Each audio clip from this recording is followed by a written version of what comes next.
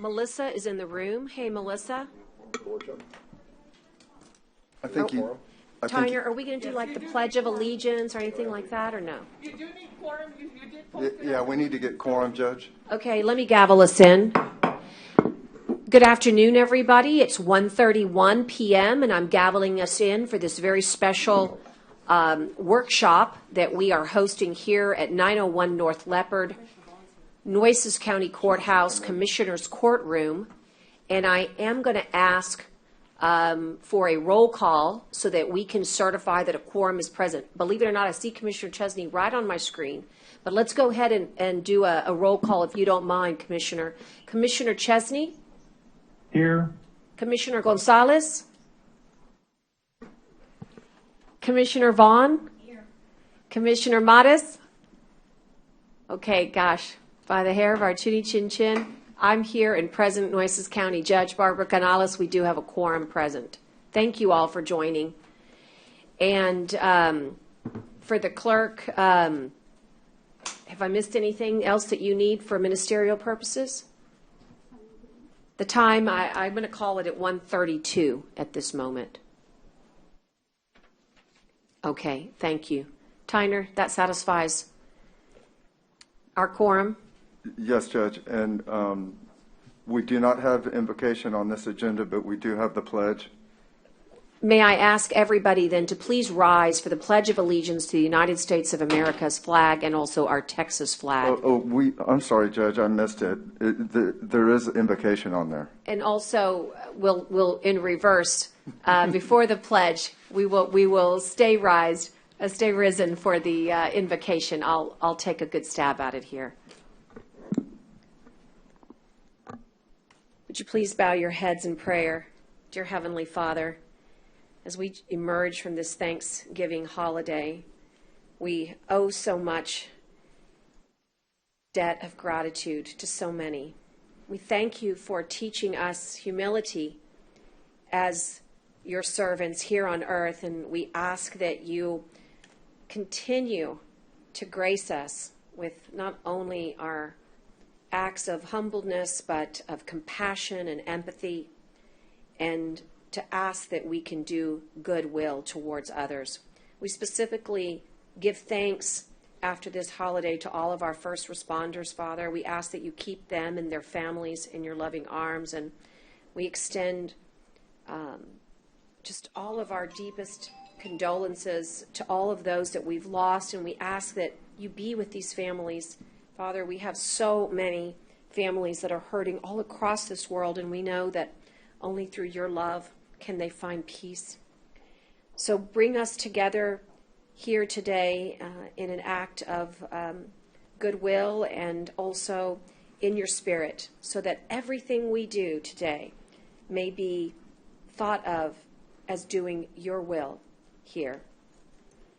For all these things we ask in your name. Amen. And now for the pledge. I pledge allegiance to the United States For the United States of America and to the republic for which it stands, one nation, under God, indivisible, with liberty and justice for all. Honor the Texas flag. I pledge allegiance to thee, Texas, one state, under God, one and indivisible. It was like a singer off tune. I apologize. I was just not quite there.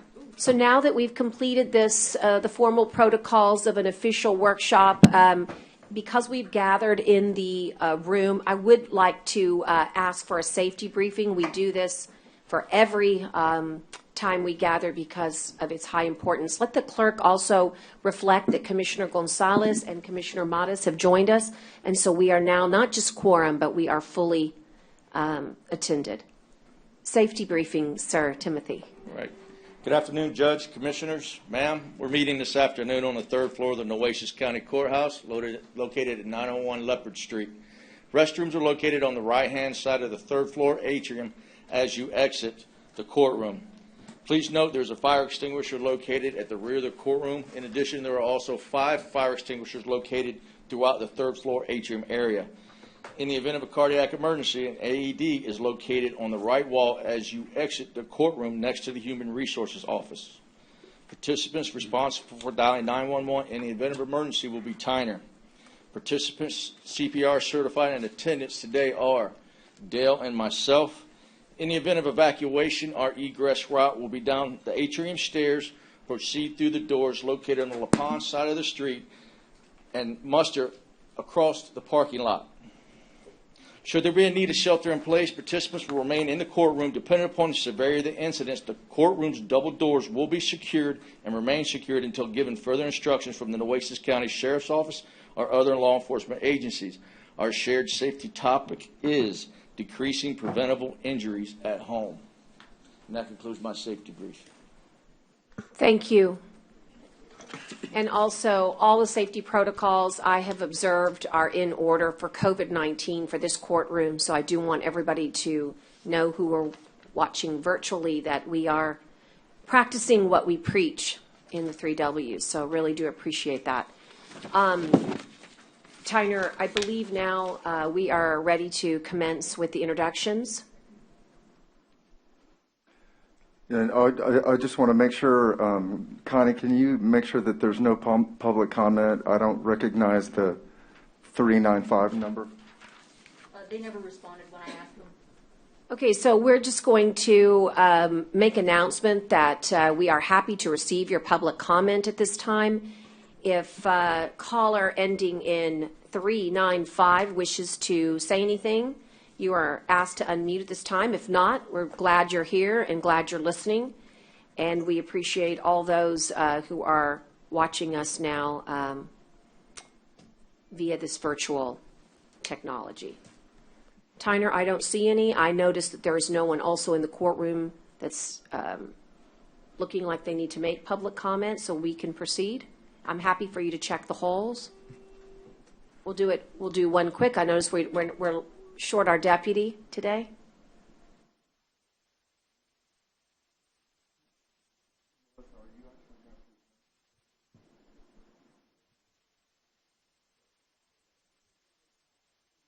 Okay, so I'll call Melissa just to prepare. So let's get going with this great workshop. We do have an agenda. It is a tight schedule. For those of you that are needing a copy of the agenda, perhaps, yeah, thank you. Tyner's got extras here, but the purpose of today's workshop is to try to brief the Commissioners Court as well as our public on the COVID-19 response that has been delivered as part of the program management for Accenture. At this time, I'm going to ask Melissa Munguia, who is our emergency manager coordinator, to deliver a brief overview of the bio of Accenture. You and I, commissioners, that all of us know a little bit about Accenture, but let's remember that we are also broadcasting. So would you give us a little bit of an introduction, and then we'll hand it off to them. Sure. Good morning, Judge and Commissioners. Accenture is a leading global consulting firm with approximately 500,000 employees worldwide and with over 9,000 employees located in Texas. Accenture has been retained as a COVID-19 program management function to assist Nueces County in establishing critical emergency management capabilities during this pandemic period. Accenture's public sector and health practices have been at the forefront of the global pandemic response, supporting COVID-19 surge needs for over 20 state and local governments in the last several months, including Texas. Their support includes COVID-19 planning and funding support, identification of service and technology needs, requirements definition, sourcing services, and integrated program monitoring and management of solution deployment. Accenture has deployed an experienced cross-functional public health and public sector team to support the ongoing COVID-19 response in Nueces County. At this time, I'd like to turn the presentation over to Rob Cohan, Public Sector Consulting Regional Leader and Accenture Managing Director for this project, to continue with introductions and kick off the presentation. Thank you. Thank you, Melissa. Welcome, Rob. Thank you, Judge. Thanks, Melissa. I appreciate the introduction there. Good afternoon, Commissioners, and thank you for allowing us to brief you today on all of our activities that have been underway for a number of months now.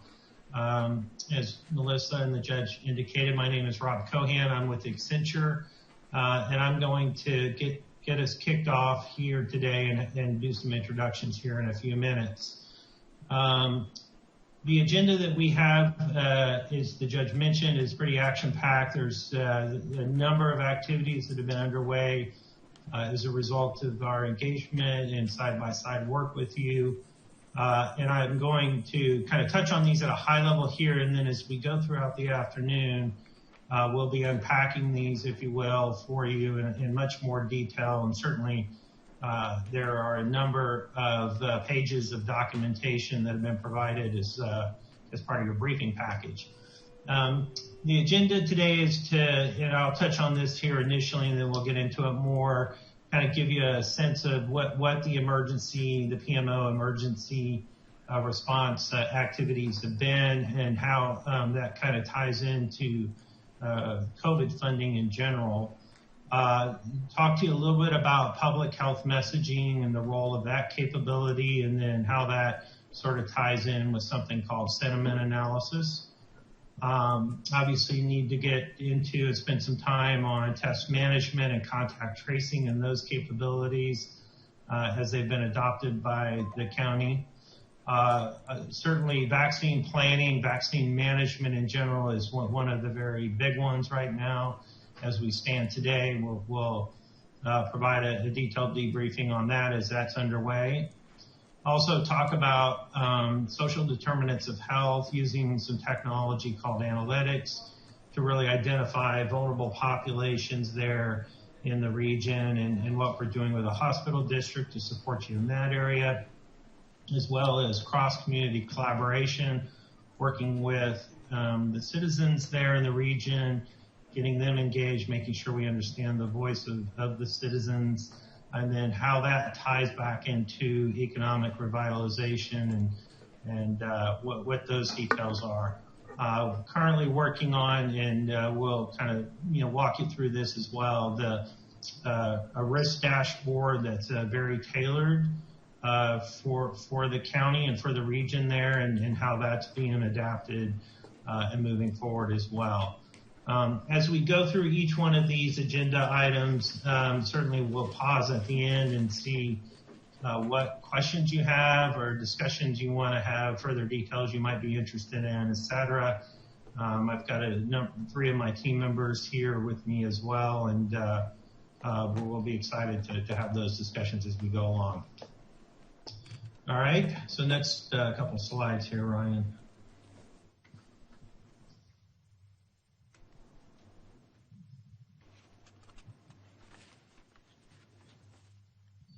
Can you see them, Rob? Yeah, I've got the agenda. Keep on going. Yeah, we've already gone through that one. Next one, please. It looks like there's some sort of delay because I'm on the fourth or fifth slide. Okay, all right. Let's see here. Technology. Okay. Why don't I do this? Let's do a bit of an introduction here. Yep. Okay.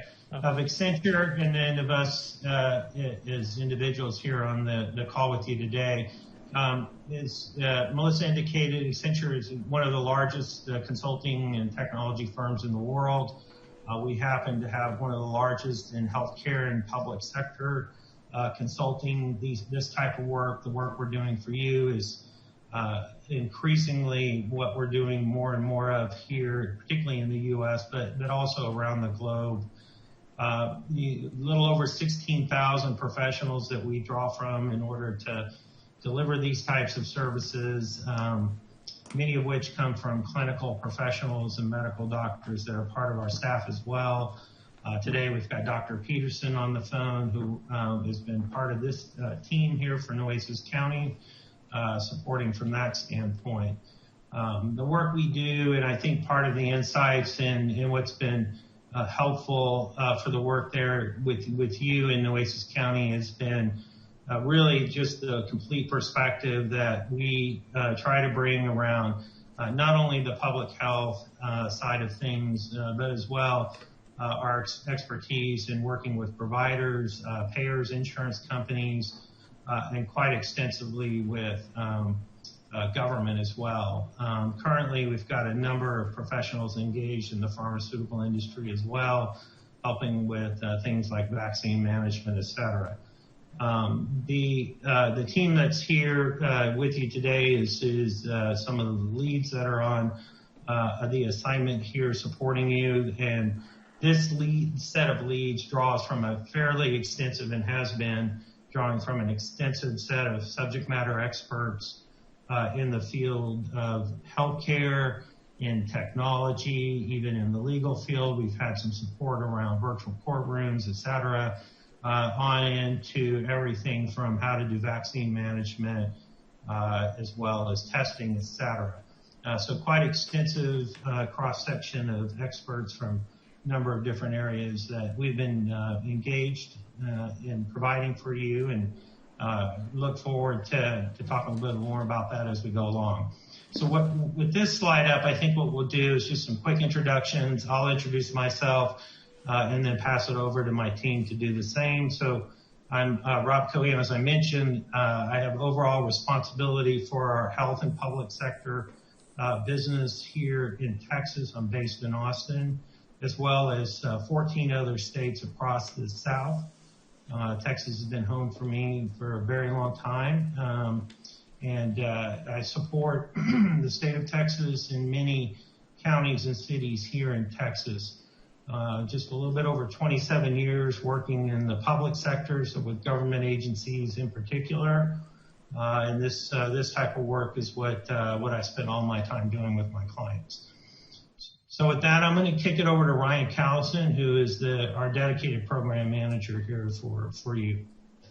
Thank you, Rob. Yes, my name is Ryan Callison. I am the project lead for this COVID response PMO for Nueces County. I have I think it's around 17 years of experience now doing public sector strategy consulting, primarily at the state and local government level. And just really been involved with COVID response efforts since March of this year, when things really started to heat up. Been working with the state of New Mexico, the state of Oklahoma, and then certainly here at Nueces County and clients in Texas as well. Excited to be here today and have an opportunity to talk to you a little bit about the work that we're doing on behalf of Nueces. Dr. Peterson, would you like to go next? Sure. It's going to look like I'm lip-syncing a little bit because I'm on my phone with the video delay. So good afternoon, Commissioners and Judge Canales. Great to meet everybody. My name is Michael Peterson. I'm out of the Austin office. I am a Texan, but Army brat, moved around. I lead Accenture's health equity practice across all our health, what we call health and public service, so our payer, health systems, and our public service sectors. And it is just a truly passion project that I'm really excited to be. I get to do this and lead this across the whole North America for the front. And more importantly, what I really enjoy working with Ryan and Rob and the team on is that this is our community here locally. I'm in Round Rock now, but I went to med school at UT Houston. Got over 20-something years in health. I was a pediatric emergency medicine doctor for over 12 years into the pediatrics out of a hospital in St. Louis before getting to come home and enjoy some warm weather during the winter. So it's great to meet everybody. Thank you. Excellent. Thank you, Dr. Peterson. James, would you like to go next? Yeah, thanks, Ryan. And hello, everybody. Pleasure to be with you today. Thank you for having me. My name is James Callison. My experience is entirely in health and public service before coming to Accenture, as well as at Accenture. with hospitals, with public health projects, but also on a local, state, and federal level, helping with everything from programs and policy development to funding management, which is in particular what I'm doing on this project. In addition to being Ryan's right-hand man on a lot of things, I have been particularly engaged with assisting with dealing with the funding mechanisms and submissions for how the county is receiving submissions and how the county is paying for a lot of the COVID activities they are through federal and state funding. Thank you, James. And as far as we can tell, James and I have been working together for quite some time now, but we don't think we're related. But that always comes up as a question. And then we have several other PMO members as well, but we wanted to kind of keep the team small here today to facilitate the presentation. But we are pulling from a number of individuals on our team, all with different expertise and backgrounds. Rob, back to you. All right, thanks, Ryan. Why don't we move over to the next slide here real quick. Is it showing up, Rob? I'm sorry. Is the map showing up yet? Yes. No, Yes, we're good. Not yet. We got a little bit of delay. Do y'all have it there? Okay. If you have it, then I'll move on to the next here. Okay. So a little bit of background.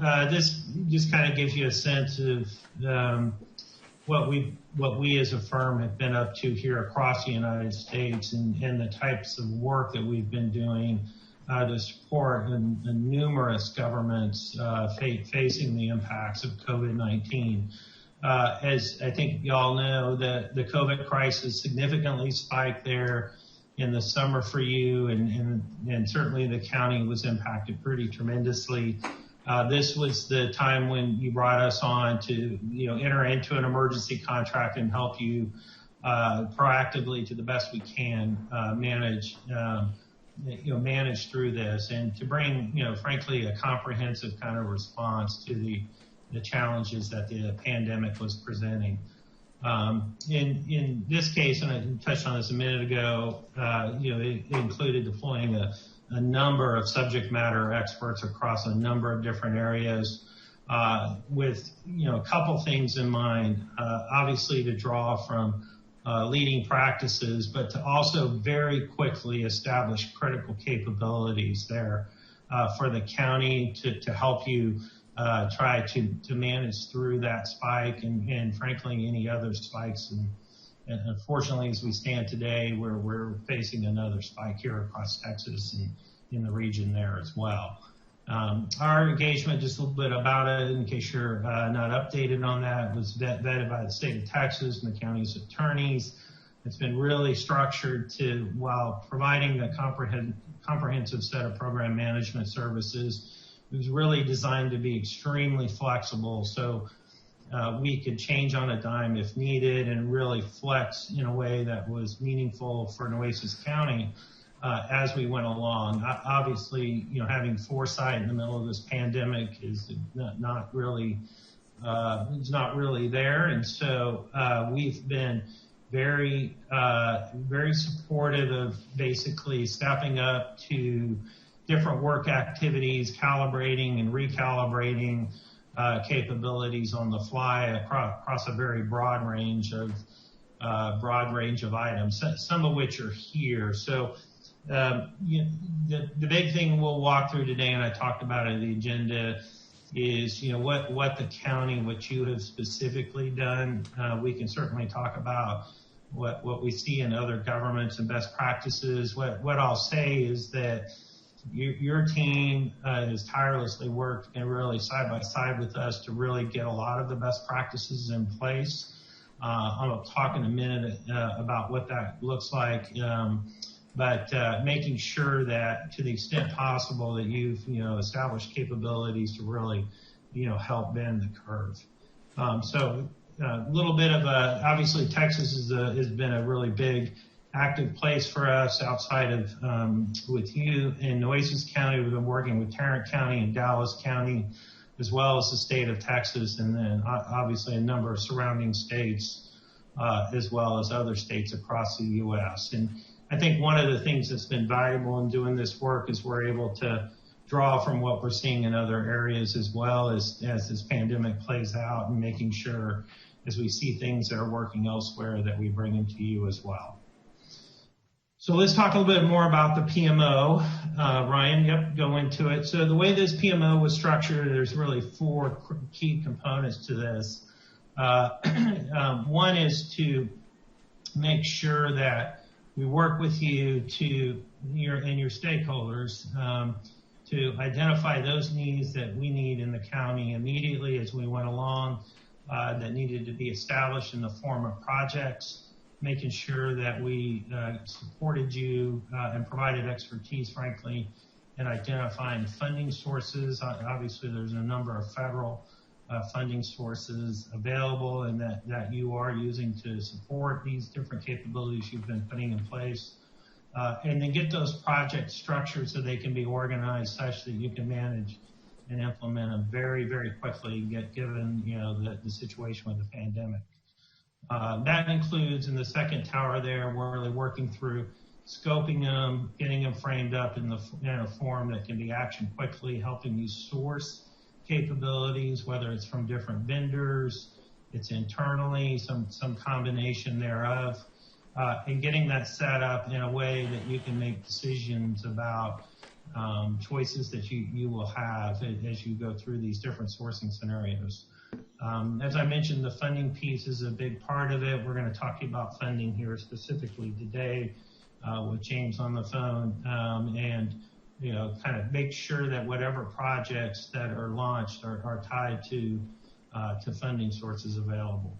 And then obviously provide that ongoing expertise and advisory support around best practices, drawing from the breadth of the firm in this case, and making sure any lessons learned that we're picking up from other areas, et cetera, and there's been a number of those, that we bring those to bear for you as well in Nueces County.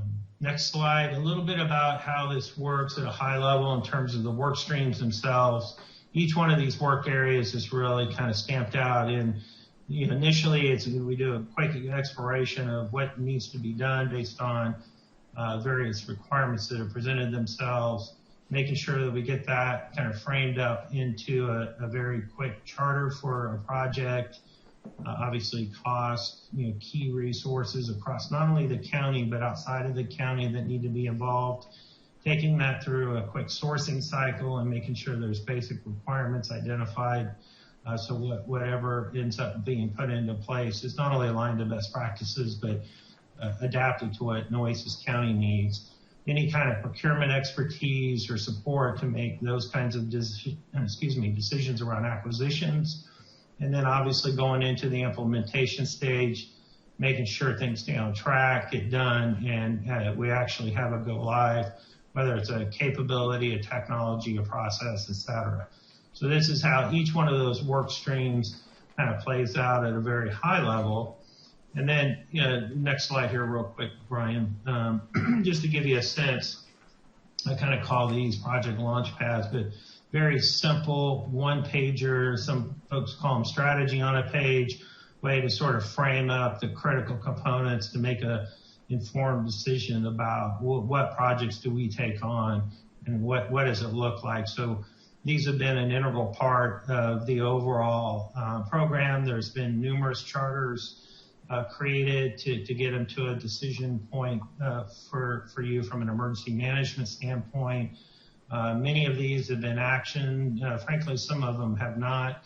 But the key is to really get the projects kind of framed up in a way, as I mentioned before, to make those kinds of key decisions.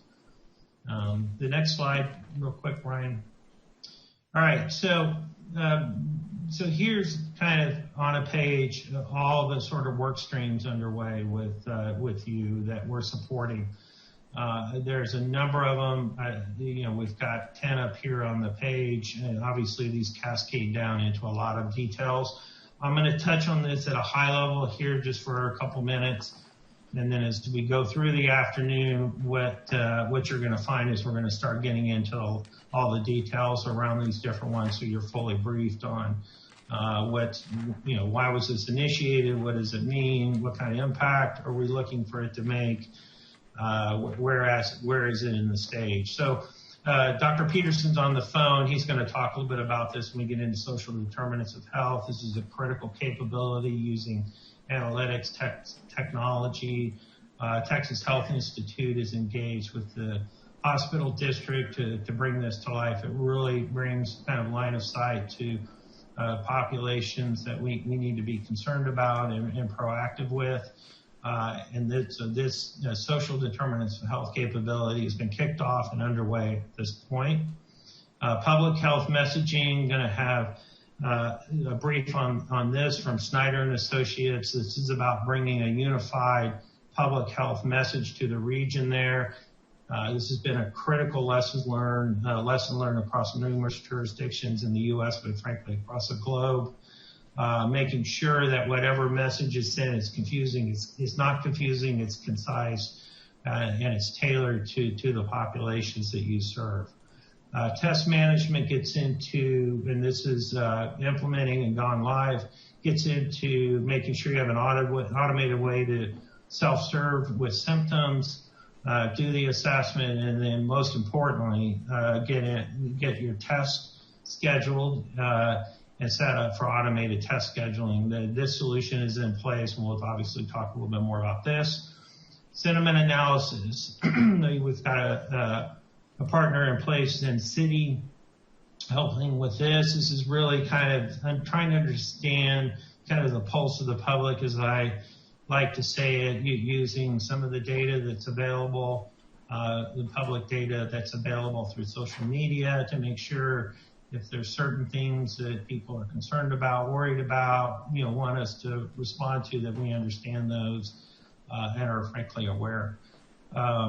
Vaccine planning, I think, obviously this is I would say the most significant thing we're working on with you right now.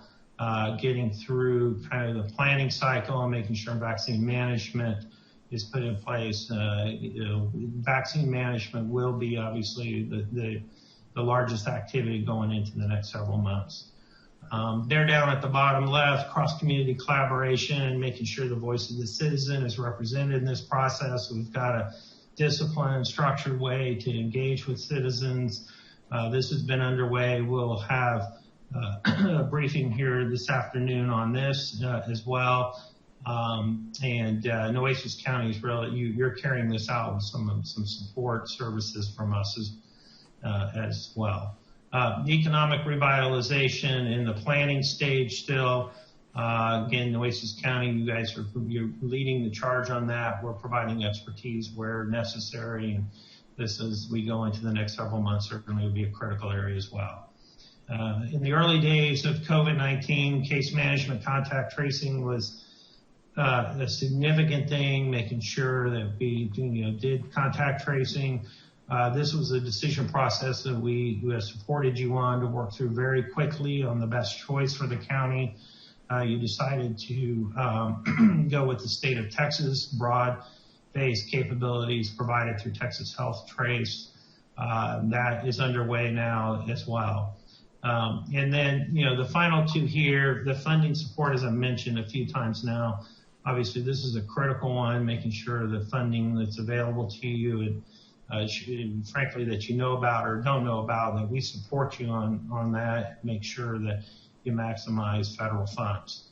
The final thing that we'll touch on is the risk dashboard, which is underway. It's in the design stage and wrapping up here shortly. This is to make sure that the risk levels are understood, not only internally but externally, and that the community at large understands where the county is overall with COVID-19. So this is kind of on a page, a lot here. Obviously, this is just a very topical, top-level view. And then this afternoon, we'll go through these in more detail for you. All right. So with that, I think, James, I'm going to hand off to you to get into the funding and the fund management a little bit more detail. So, Rob, I'm going to interject just a moment and just stop and just ask commissioners if they have any, it's always nice to sort of pause for just a moment and say, hey, does anything that you've said so far in the overview, so you now kind of know where we're headed into the individual response dashboard subject matters. But is there anything so far that brings a question in anybody's mind? Okay. I think if I were going to sum it up, and I see cameras rolling, if Accenture were a shoe, they would be Nike. Okay, so that's the deal. I mean, we have been able to procure one of the finest, worldwide health consultants to assist us in our program management of COVID-19. Overkill, you say? Absolutely not. Every life in Nueces County is worth 100 Accentures. And so I just want you to know, when we were at our crisis, they really answered an incredible call. The last thing I want to say is that as we go through each of these, be thinking about some of the questions that you might want to ask. If today is really more of an absorbing day for you, tomorrow we've set aside time to be able to ask detailed questions. Don't want to put you on the spot that you have to ask a question right now, or if you're a member of the public and you're listening to this, if you have a question, let us know, and we'll be happy to use tomorrow's time as an opportunity to answer your questions as well. But I think that, you kind of now have a glimpse of the universe we're about to head into. And the way we got here was simply that emergency management found themselves in a situation where we were beyond emergency. We were in crisis mode, and what we needed to do was tackle 10 different subject matters all at the same time. And I think that when you see these charters, what you see is the result of many, many conversations that, rather than being disjointed, get funneled into one place where you can say, here's what you're asking me. Here's how we can set forth an outline. And we use these outlines, these charters, I call them outlines, in order to achieve a certain result. But the problems that initiated the charters typically came from something that was happening out in the real world, or some scenario where health department says, we need help, we need assistance. And so I just want you to understand, from the plea, if you will, or from the emergency comes organization. And the organization develops into charters. And so you're kind of getting to see how all of this develops over time. Thank you. And I'll just pick it back up here really quick. One other observation here is that many of these capabilities, if not all of them, are very strongly interrelated with each other. So what we're finding is that there's a bit of a force multiplier in that as these things work together, it really does enhance the county's response. So we'll be pointing that out as we go through our presentation today as well. With that, I will turn it back over to you, James. Thank you, Ryan, Judge, Rob. Obviously, everything we're discussing here today is stuff that couldn't be imagined a year ago. A year ago, talks about vaccine management, talks about public health messaging, a dashboard, let alone PPE supplies, as well as day-to-day activities like cleaning a courtroom to be compliant with public health advice is almost unimaginable. And the higher order thing beyond all of that, to a certain degree, has been funding. And you all know, it's been in the news, you guys deal with it every day, of how counties, local governments, and states have been truly saddled with large expenses and large funding requirements that they're oftentimes having a hard time meeting. And so a higher order issue beyond almost dealing with them in the charters and things like that, to a certain degree, has been ensuring that the funding that Nueces County has is sufficient to meet the needs of what the county has from a public health as well as from an administrative standpoint. A large portion of what we anticipate as well as are already budgeting that have been expenses with regards to COVID are being dealt with at almost a federal funding level, where we are managing large swaths of money coming from federal agencies as well as from federal mandates that we are tapping into through the state and through the city as well to be able to provide for a lot of these necessary pieces to respond to COVID.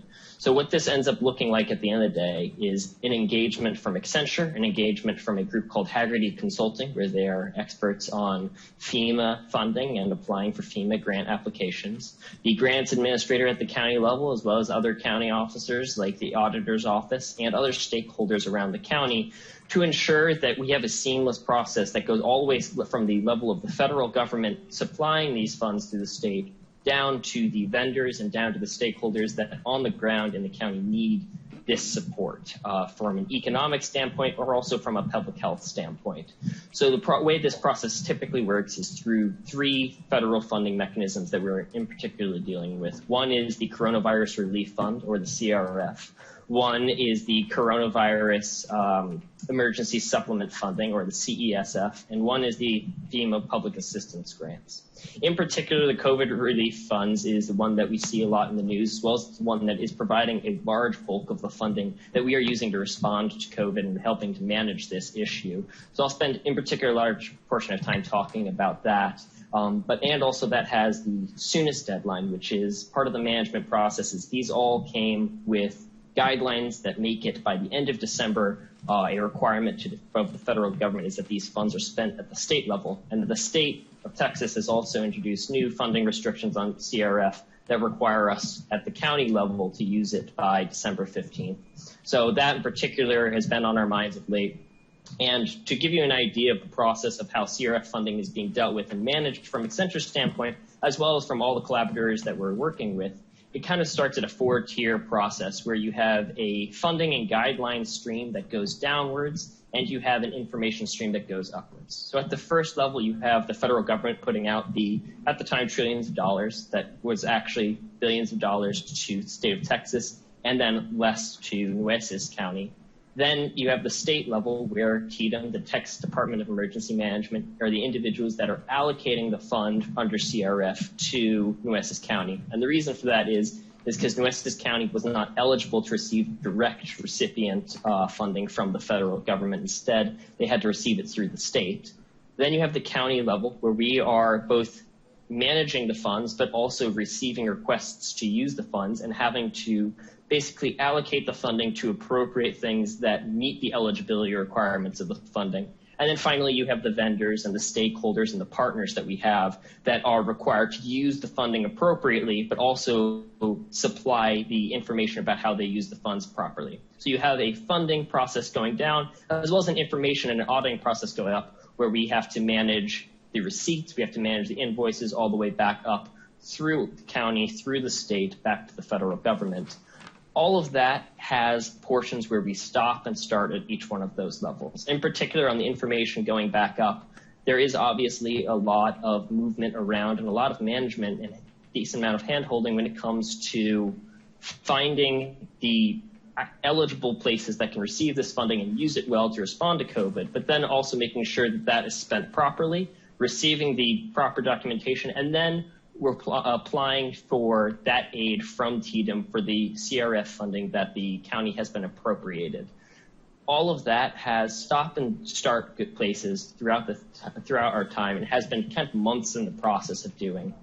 And where Accenture really taps into our understanding and help the county is at the stimulus evaluation level of what are eligible expenses, as well as at the management level of what is being applied for, what isn't being applied for, what is submittable and follows the eligibility guidelines not only provided by the federal government, but also the state, and then also managing the process to ensure that the state is reviewing in a timely way, as well as reviewing in a way that meets expectations so the county can, at the end of the day, receive the funding reimbursed back to them for a large portion of what they are being cost under the coronavirus issue at the moment.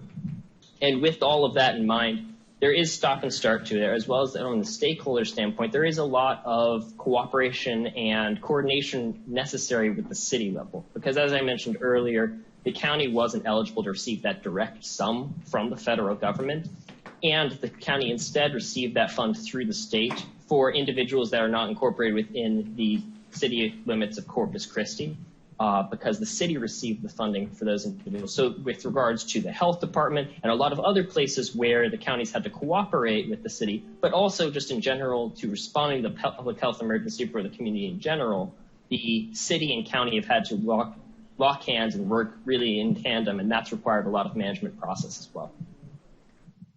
And with that, I think that gives you, don't want to drain the process much more than that, but that gives you a large idea of, dealing with this huge process all the way from the federal level down to the local level and back up, and how we are engaged with that. Unless Ryan or Rob, do you want to add into any of that? I am happy to answer any questions there off the bat.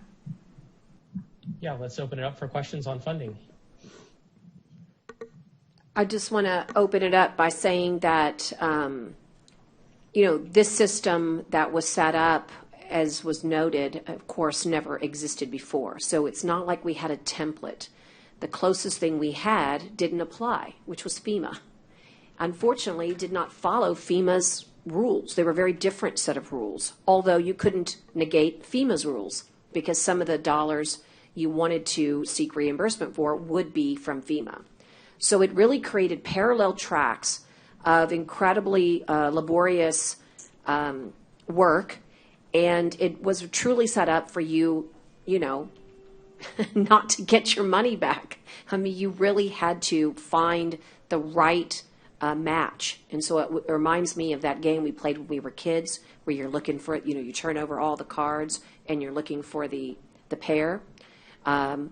It really was an unbelievable, it is still ongoing. It's an unbelievable process. And I want to say that this, out of all of the areas of work, was the most critical because we couldn't continue our work unless we solved this particular piece of it. And as incredible as Maria and Natalie have been, there is no way that they could have begun the process of reimbursement without the team of Accenture and Haggerty. It would not have been possible to go and be able to recuperate these dollars. So this is a really good area to ask good questions, particularly regarding reimbursements and pending reimbursements and where we are in the process and some of the issues that we faced. And I'll just open it up, Tyner, for anybody online or anybody here.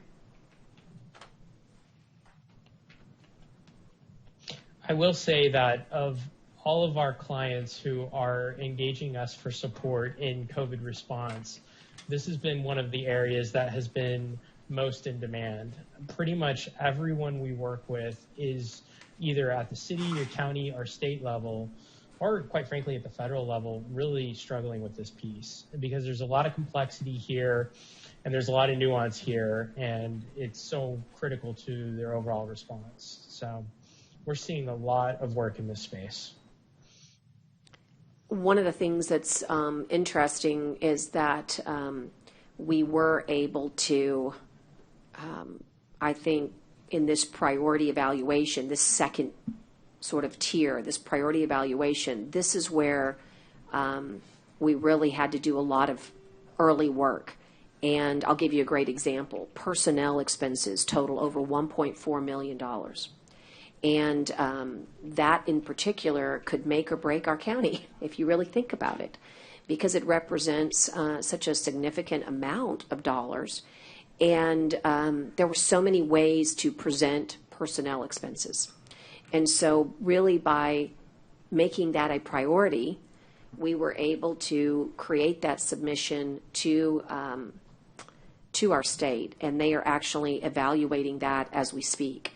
By the way, they send back questions, so this is ongoing. Just when you think, okay, I've got all the information into the state, your process is just begun because they send back detailed questions, detailed queries about providing documentation. So we are constantly working. The fact of the matter is it's almost beginning once you submit. And then you work once you submit to create that final stage of where you actually receive the deposits. I will say that the money at least is there, right? It's not like we have to go wait for it to be given to us. The federal government has given Texas this money. It's sitting in an account. So if you were to be approved for your reimbursement, you do get your money quickly. but going through all the different steps can be months. And that's what we've been doing this entire time, is working very diligently on each and every invoice. And we were able to advocate, thanks to James and his counterpart at Haggerty, Andrew Perry, the ability to do what's called bulk loading. So when we buy masks and gloves and hand sanitizer and gowns and face shields from one particular company, that's great, that's one invoice. But what if it's 4 or 5 different companies? What if it's 50? What if it's 2,000 different invoices that you have? And in our case, we had that many different types of invoices for submittal. And we needed to make sure that we could present that information in a way that was not overly time-consuming human capital-wise for Maria. And we had to get special permission to do it that way. So those are the types of things that we've been working on. It wasn't just a matter of sorting it out, although that was huge, or discovering which one were our priorities to submit, another important piece, matching it to the right bucket of money. But it was also, trying to figure out how to answer all their questions and to submit it in a way that wouldn't take us, a year to do so. So I think those were some of the interesting nuances, and this is where we've spent a tremendous amount of time. Are there any questions for James or Amanda? Amanda's not on, but sorry. I always say James and I follow it up by Amanda because usually one name follows another. Okay, well then let's move on then, gentlemen. All right, thank you, Judge. So I'm going to take it from here and talk a little bit about public health messaging now. So just to set the stage, when we started back in July, that was a time where one of the surges was occurring, and we were seeing a pretty rapidly spreading coronavirus footprint within the county. And, when we first got started, we conducted a number of interviews to really understand the county better, to understand what were the current needs, what were the priorities, and what was happening in the county that needed to be addressed first. And it was pretty incredible in that every single person we talked to immediately pointed out that additional public health messaging types of channels and messages and things like that could be of incredible benefit to the county. With the out-of-towners coming in and with people hitting the beaches, with younger populations within, with county residents as well, how do we best get messages out to them about, what are safe practices? How do we remove fear? How do we help them understand what county resources are available to them so that they can take advantage of those and stay safe? And, the county's been doing things like local TV briefings. The county has, its own communication sources. But one of the things that we quickly coalesced on is that maybe there are ways to further use social media to reach younger populations. Or maybe there are ways for those who don't have internet or access to some of these communication channels to do things like build out digital flyers, to put advertisements in the malls, on park benches, things like that. And we really were able to build a lot of consensus among a number of stakeholders to really move forward with some public health messaging campaigns. Some of the things that different county participants needed to be aware of were things like the new COVID clinic that had just been set up to help treat citizens or to see citizens who had come back with COVID positive, or to understand what the health department was doing for testing or what the county was doing for testing. So we worked together to quickly put together a kind of high-level scoping document that described really what the county needed for new public health messaging effort. And really that comes down to a couple of components. One was a media strategy to identify who are the populations that need to be communicated with, what are the key messages that need to be delivered to them, what are the mediums that need to be used to send the message. And then that scope would also include developing that creative content and then paying an advertising bucket to make sure that that creative content is seen. And then using analytics to also look at that and see what's been adopted, what's not really resonating with the community, and what needs to be tweaked. And so once we helped scope that out, we worked with the city of Corpus Christi and Nueces County to identify a pretty good-sized list of local full-service advertising agencies that might be interested in doing this work. And we built out a little mini procurement with them where they could look at the scope of work and they could respond with their creative assets and pricing and things like that. And then the county could work to pick a winning vendor. And as part of that process, the county ended up selecting Snyder and Associates, which is a local full-service advertising agency.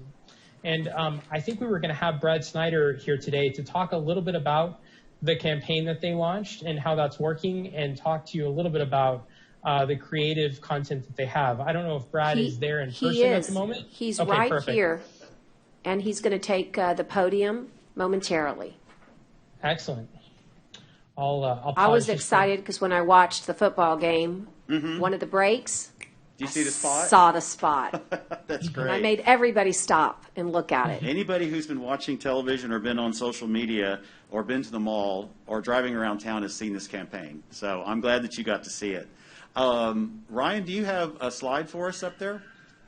Brad, yeah. So first of all, I've got the one that kind of talks at a high level about the scope of the campaign up. Hopefully you all can see it. But then once, if you want to make some comments about this one, you certainly can. But then I can move on to some of the example creative content that you all have Well, launched. to give you all some background, we have been in business for 34 years. Our number one top-level client is Christus Health and Christus Spawn. We've been representing them for over 30 years.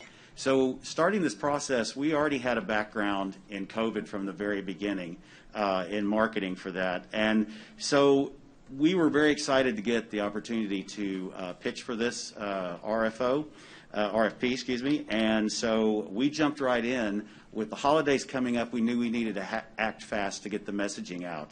So one of the things that we do with all of the public health messages that we've created over the years, we have kind of a formula, and really its simplicity is actually the key.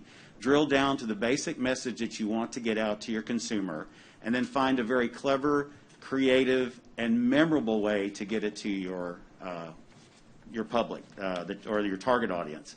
So we can start with that first slide, Ryan, if you want. And what we're going to be showing you is just a sample of all of the creative assets that we've created for 3 different campaigns.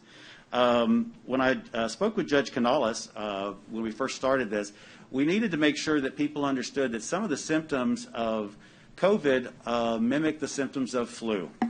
And that is absolutely true. So we started off with a campaign for flu shots or flu vaccinations. And we want to do something different. If any of y'all have seen any marketing around flu vaccinations, it's pretty dull, pretty boring. And what we wanted to do was come out with something that was a little more engaging, more of a way to go, you got your flu shot type of campaign message. So what you're looking at here are just some samples of the Facebook campaign that we've built for November, December, and January. The message is simple: flu shot, good thought. No flu for you, get vaccinated. The supporting message is flu and COVID-19 symptoms are similar. Reduce your chances of getting the flu by getting vaccinated. And we knew that we couldn't get all of the information out that we needed to let the public know in just a simple Facebook post. So we developed a microsite, nuecesknows.com. And I'll talk to you a little bit about that later as we go along. But all 3 of the campaigns I'm going to show you all lead back to that web microsite. Moving on to the holiday COVID campaign, we went in with the concept. We had to do this in a memorable way. So we thought, what matters to people during the holidays? And it's tradition. It's love. So we came up with this large library of messaging. Share a moment, not the virus. Pass on traditions, not the virus. Share the spirit, not the virus. Pass on traditions, not the virus. And share the love, not the virus. And the 3 things that are up on the screen right now are just executions. We have bus benches, we have out-of-home marketing in La Palmera. We also have television, social, and radio that goes along with this. And in every application, we've done this in both English and Spanish. And then moving on to the next slide, the community COVID clinic needed a lot of help. And I'm glad that Judge Canales talked to us about this. We worked with April Lovelace over at the clinic to come up with some collateral for them. We have produced billboards, and we have done, completed or created frac cards, We're going to be looking at some direct mail, and then also some in-office posters. And I will also be meeting with Dr. Phillips and April Lovelace tomorrow to discuss how we go about distributing all of this collateral that we produced for them. And of course, we have 10 billboards up now with the message, and we kept this one very simple. Trouble recovering from COVID-19 or recently diagnosed, this clinic is for you. And of course, it leads everybody back to nuecesknows.com. And one thing I want to mention about nuecesknows.com, and I think we can move on to the next slide, Ryan. This is just a sample of what the homepage looks like. When I was talking to Judge Canales about this early on, she had mentioned to me that, we tell people we just tell people all the time what they cannot do. What we wanted to have on this website were the things that they can do. So when you come visit this site, you'll see everything you need to know about free flu vaccinations. You'll also find tips on how to have safer holidays. And we are continually updating this as we get more information, people that are sharing with us actually online. And then also you have a direct link to the COVID clinic where you can find quite a bit of information about the clinic there. And we also wanted to have this website as our tracking mechanism. This is how we can find out if the campaign is working. As of today, we've had 2,800 visitors to the site, which I think is great. And I assume that I know it's projected that we'll have quite a bit more in the next couple of weeks, preparing for Christmas.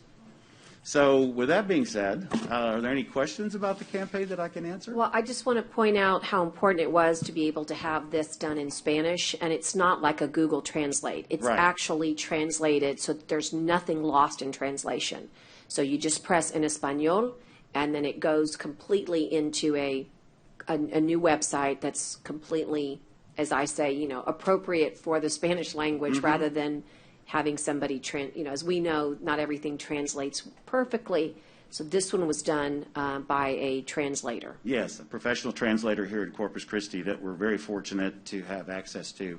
And anytime we add any new information to the English site, part of the site, we immediately translate to Spanish as well. I have a question, Judge. Yes, ma'am. So you say you have 10 billboards? Yes, we do. So being paid for you have to pay for those billboards? Yes, we are paying for those billboards. How much are they? I'm just curious. I can tell you exactly what we have here.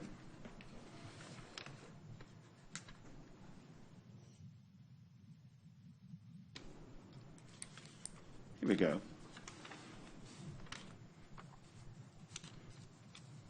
They run about $1,500, $2,000 a month? Oh, it's quite a bit less. We have many of these in our rural markets. So we did do a very good buy with this, with the billboard companies. I'm looking for the actual price on that. I can give you all the locations. Are they just up and around the city, up around the rural areas? No, we do have some in Corpus Christi. We have them in Robstown, Agua Dulce. We have digital here in town on South Padre Island Drive.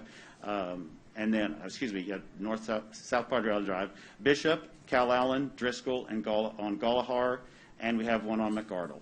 I haven't seen any. That's the reason I'm asking. Okay. And then you say you've had 2,800 to the side. Is that the Nueces County website? Yes, nuecesknows.com. Okay, and then Facebook, because I've not seen anything on this on Facebook. Oh, you haven't? No, I haven't. Okay, well, we've been pushing out, we have quite an aggressive schedule coming out from Nueces County. That's how we're distributing all of the Facebook posts. And it was going on in November, right? And we're at the end of November and December. I'm just asking because I haven't seen it. Oh, no problem. But that's how we're getting all those out. We, like I said, over the holiday, we had quite a few go out.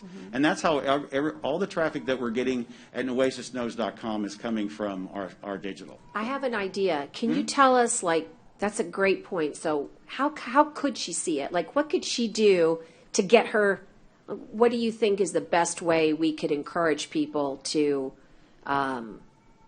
I guess, be a part of this campaign? We do know that people are sharing these posts. Okay. Because we can, we know which posts are getting really good traction. But I'm sure you've liked Nueces County Facebook page, correct? Well, the reason I'm asking is if this stuff is out there and you say you have 2,800 views, and that's good. Yes. But we have 325,000 people in Yes, Corpus correct. Christi. So I'm saying we've got to figure out a way for people to see it. If I'm not seeing it, I'm on Facebook. I scan through it almost every day. Okay. My kids are on it, and I'm just trying to figure out if all this is out there. People need to figure out how to see it. And Okay. you want to make sure they're seeing. I'm not being ugly. Oh, no. Yeah, no. you're- I'm just saying, I think it is so important that if this is out there, I've not seen a billboard one. I'm from Cal Island area, so I drive that every day. Is it on the digital board out there? Yes, it is. It's on the digital I board. believe so. I'll double check right here. I have the list of all the locations. Judge, I'm not being. No, I want us to find a way to get it more mainstream. So I think what you're hearing, Brad, is maybe we can find new ways to, what I guess they call it, boosting it, or We have been boosting. we have been boosting. We have been boosting Okay, every post. and I'm just curious if any of the other commissioners have seen it. I think you need to be like a friend of Nueces knows. Because But Laura, I see that. But if you're not a friend of Nueces knows, if you don't know anything about it, you're not going to see any of this stuff. right. So what we can do is work with Brad and see what we can do to like make it, like a pop up, right? We wanted to pop up anytime maybe we can find some mainstream. But here's one thing that we can do, and that is work with our media partners to see if they can also help Absolutely. get it out there. And we do have media partners who have offered their assistance, which is great. Okay. Is it on TV at all, or any of I it? saw it on TV We during. have a very aggressive television Yeah. buy with both English and Spanish stations. Is it news? Is it on the news station or what? It's Or- we have it running all day, and what they have done for us, the stations have been really great about offering a buy one get two free. So we have quite a bit of traction That's right good. now, and it was seen by a lot of people over the Thanksgiving holiday for sure. Yeah, I definitely saw it a lot during Thanksgiving holiday. Now, one thing, and this is just something I think I went ahead and sent this in to Accenture to pass on to you, is that it was a good, we always want to get better. And so we think that maybe adding the phone number to the COVID clinic, did the billboards or any of might be great, because there's so many people that live in the rural areas that don't have access to internet. So I know once you get on the internet, the phone number's there. But if someone's writing it down saying, "Oh wow, there's a COVID clinic," they may want to write that number down. So anything that we could do to add phone number to the clinic is something that came in through our, I send it out to a lot of people to get their And that feedback. was feedback? And that was a good feedback. So Okay. I wanted to share that with you. But we'll do our best to continue pushing and boosting all of these messages.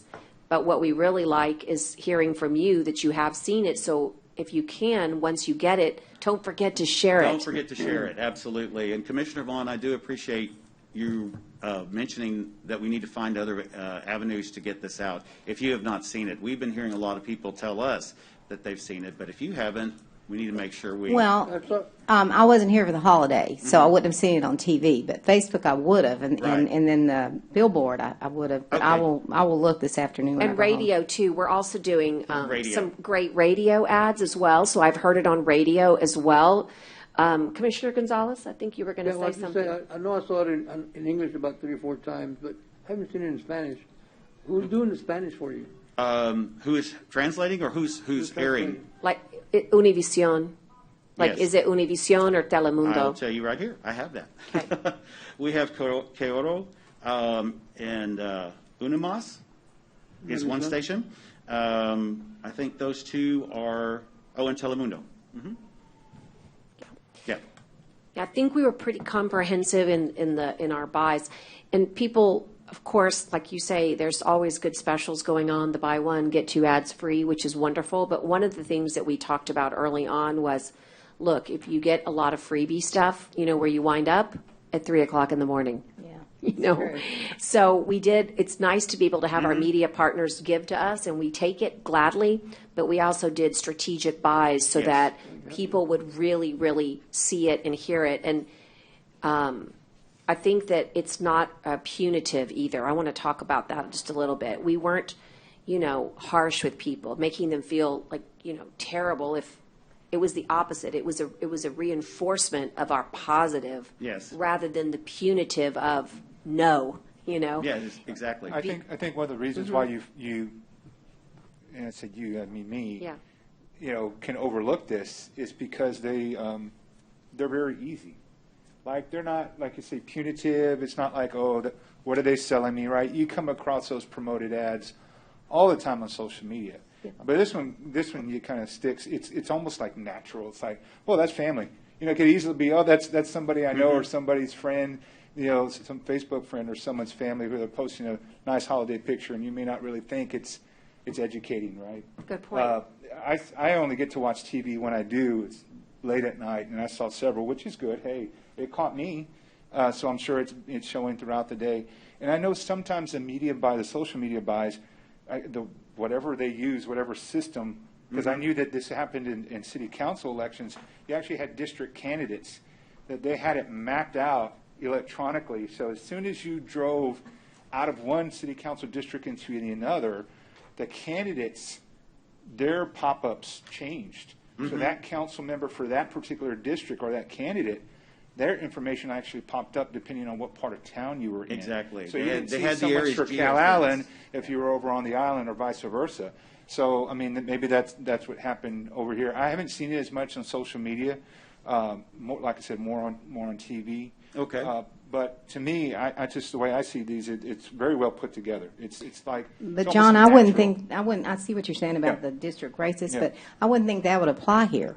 To me, it would just be all over. All so that's over. what you're saying. Well, It's all I'm just over. saying, maybe if you were out of, like, how far out of town, it may not pick up. It may be, I don't know how y'all created it, if it's just within Nueces County. It's or a just within certain Nueces area. County. So that may be part of it. But, I mean, I've had, I've had a chance to see it. I know that the judge and several on different social media and on Twitter and Facebook have promoted this. And so, I don't know if maybe we can have like some sort of virtual event. I know that there's been a lot already to promote it, but maybe if the judge can help lead us and call, instead of a press conference, a virtual press conference where we all pull up our phones and we're all going to get ready to hit share at this moment, or we don't have to do it. We don't have to do it virtually, but just know that the judge has put out an invite to all electeds and everyone who wants to participate. Great idea. Hit us in at 3 o'clock on December the 9th or whatever. I think that's a great idea. It is. And really kind of flood it. Kind of let make just it kind of go viral. I make it think go viral, what yeah. you said. Yeah. And if we could get our kids to do it at the same time, it That's would what we really need. go viral. They have more friends than we do. No, I think that's a great idea. And look, I just want to emphasize again that typically on a campaign like this, and Brad, you could speak to it, you would have months and months and months of creative. And so we literally told Brad, okay, we need this, and it's super important. It's going to save lives, and we need you to have it like next week. So not really next week. But the point is that everything we've done it on an advanced program, an advanced schedule, and we've gotten really top-notch work because everybody knows what's at stake. And I also want to address something that public health said, and that is that, look, there is a fatigue about all what we say, but do you know why every company, before every job, every day has a safety briefing? It's because that you cannot emphasize it enough. Right. And so all of us have a tendency to say, well, maybe just this one time, I'll go do this, or, And I think that during the holidays, we think we're safe so that we can gather. And I think what this is telling us is that there's something more important here at stake. There is a higher level of service or a higher level of compassion or caring for one another. And so that's what it means to me, And it translates really well in our Hispanic culture in Spanish and in English. This is a beautiful, to me, this is a beautiful message that would resonate everywhere. So I think we do need to make it go viral. Absolutely. And also, like I said, we have libraries built for these messages. We can share those with anybody else who's willing to push them out. Yeah. They're available. And guys, Brad's here to help. He wants to hear your feedback. So if there is something that you think, please share it with him. Remember, tomorrow we'll be able to take your questions again if you all have some more comments. But other than the phone number, I've just heard very, very good things. But again, we're going to delve into vaccinations very soon. And so Brad has been tasked with two things. One, a public health regarding schools. Annette and Public Health has asked us to explore that. What message are we sending to our schools? And also vaccinations has come from emergency management. How will we get the information about signing up for vaccines and signing up for information about the vaccine? So before you sign up for a vaccine, you may want to know more about it. Right. And so Brad will be working on that. So that's where he's headed. But anybody? Brad, thank you so much. We're just going to keep us on task here, but again, Wonderful. Thank you. Thank you. The next part, if you don't mind, stick around just for at least the next part, because we're going to delve into sentiment analysis, and I want them to understand what that is and how that's driving you and your message. Yeah, absolutely, Judge. I'll pick it up from here and talk a little bit about community sentiment. So, we just spent some time talking about getting the public health messaging out there. But then the question is, how well is that resonating with the community? And what is the community talking about with itself over social media? What are the topics that are really bubbling up in the community and seeing a lot of interest in action? We found that social media is a great place to get a pulse check on your community because a lot of people are out there and it's anonymous and they are fearless as far as what they share, right? And so you can get a really good sense using social media as an additional channel to know, are your messages resonating? Is there misinformation that's circulating in the community? And what are things that maybe the county isn't aware of that needs to be addressed? And so what the county has done is it has partnered with a company called Zen City. And they have a cloud application that is what we call sentiment analysis or social listening, which allows it to look at both the county official social media feeds, Twitter, and then other feeds that are in the county that aren't necessarily owned by the county itself. It also looks at local news, so it could be Chris TV, it could be KIII, and sees how people are commenting on those articles and things like that. And what it does is it provides a dashboard that shows you across different topics what are the articles or posts that are generating a lot of attention in the community, and is that attention really positive? Is it negative? And what are some of the terms that are going on in social media that are seeing more and more usage? And this really allows the county, as I mentioned previously, to really hone in on, are your messages getting across? What is out there and what is generating a lot of interest? And this is a brand new platform that has just been posted, and it does keep everything anonymous. So you don't see individuals' names or anything like that. It looks at it at an aggregate level. But it's a great way of getting alerts or being notified when things are happening in the social media sphere that are impactful for the county and are on certain topics that you can configure. The company also has a staff that can do investigations and write reports on specific topics. So if you'll look on the left here, this is just a small excerpt from a report that the staff did around what is the sentiment or what are people saying about their willingness to adopt vaccines in the community. And it goes through and it basically, calls out what they've seen based on various communications and based on various articles, essentially saying that, yes, this community, like the overall community, is still somewhat reluctant to accept a COVID vaccine. But there are certain things that they're finding in social media that are recurring themes that indicate these are some ways to potentially get past that risk. And there are things like Maybe the judge or other elected officials make a PR event and demonstrate that they're getting the vaccine in a public manner.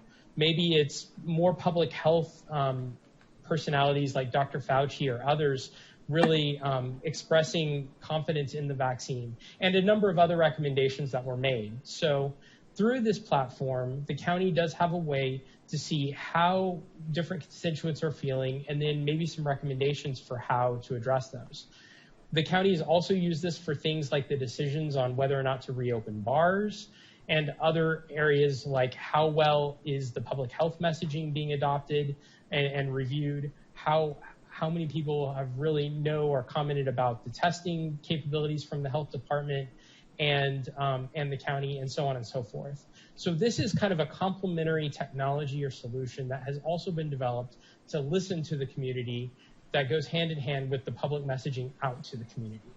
So let me take a second here and pause on this topic and see if there are any questions. So I will tell you that this is a super interesting, something I didn't know about. Okay, I'd never heard of the term sentiment analysis. I don't know if I'm unique or if you had ever heard. I'd certainly never heard of it before. But what I can tell you is there's always a lot of talk about listening to people, listening to your community, listening to getting public input. But how do you do it when you're just so pressed for time, when you can't literally go to like all our round tables that we used to go to and hold these virtual we used to hold town halls when we wanted public input and comment. We would go to business associations and Rotaries and Kiwanis and, all of these opportunities are now lost. And so what I really love about Zen City is that they're listening. They're listening to you, the public, and they're giving us these weekly reports. So there's been a lot of discussion about, if I make a decision, people have surmised, okay, I would listen to the public. Well, I want you to know that I believe that, and we have been. And we started as soon as we could, which was this summer, listening. And it was specifically surrounded, we started really working in this endeavor about beaches and the opportunity to try and get a hold of this crisis that we had, where it was such a delicate balance of, you had basically your visitors bureau telling everybody, come to Corpus Christi, it's beautiful. And then you had healthcare workers saying, please don't come, right? So this was this tug of war, this balance. So I just want you to know that Zen City was something that's been happening behind the scenes, that's been giving us a glimpse as to what the people think. Now, is Facebook all the people? No, it's not. I'm not a big Facebooker. But the point is that it's a tremendous glimpse inside to a lot of people. So it takes that 2,800 that Mrs. Zavon was talking about and makes it all of a sudden several 100,000, right? Facebook is really well utilized. So it's not everybody, but it gives us an opportunity when a lot of places are closed off to us to listen. So that's what Zen City, in my opinion, is all about. It's about listening, keeping our ear to the ground. What are people saying? How are people reacting? What's positive? What's negative? What's trending? Did they love our ads? Did they hate them? Do they think that they're not working? So we can take this weekly information and feed it back to emergency management and say, you know what people are talking about? They're talking about how, the testing was fantastic at the health department and how easy it was. Or I'm just, hypothetically talking about this. Or the opposite. You know what they're talking about? How the lines were too long and how the people weren't friendly, and we can adjust. So when public input is limited because we're not able to gather, we can listen with Zen City. And I hope that helps you understand what all these very fancy words, sentiment analysis, means. Are there anybody want to talk about that or questions?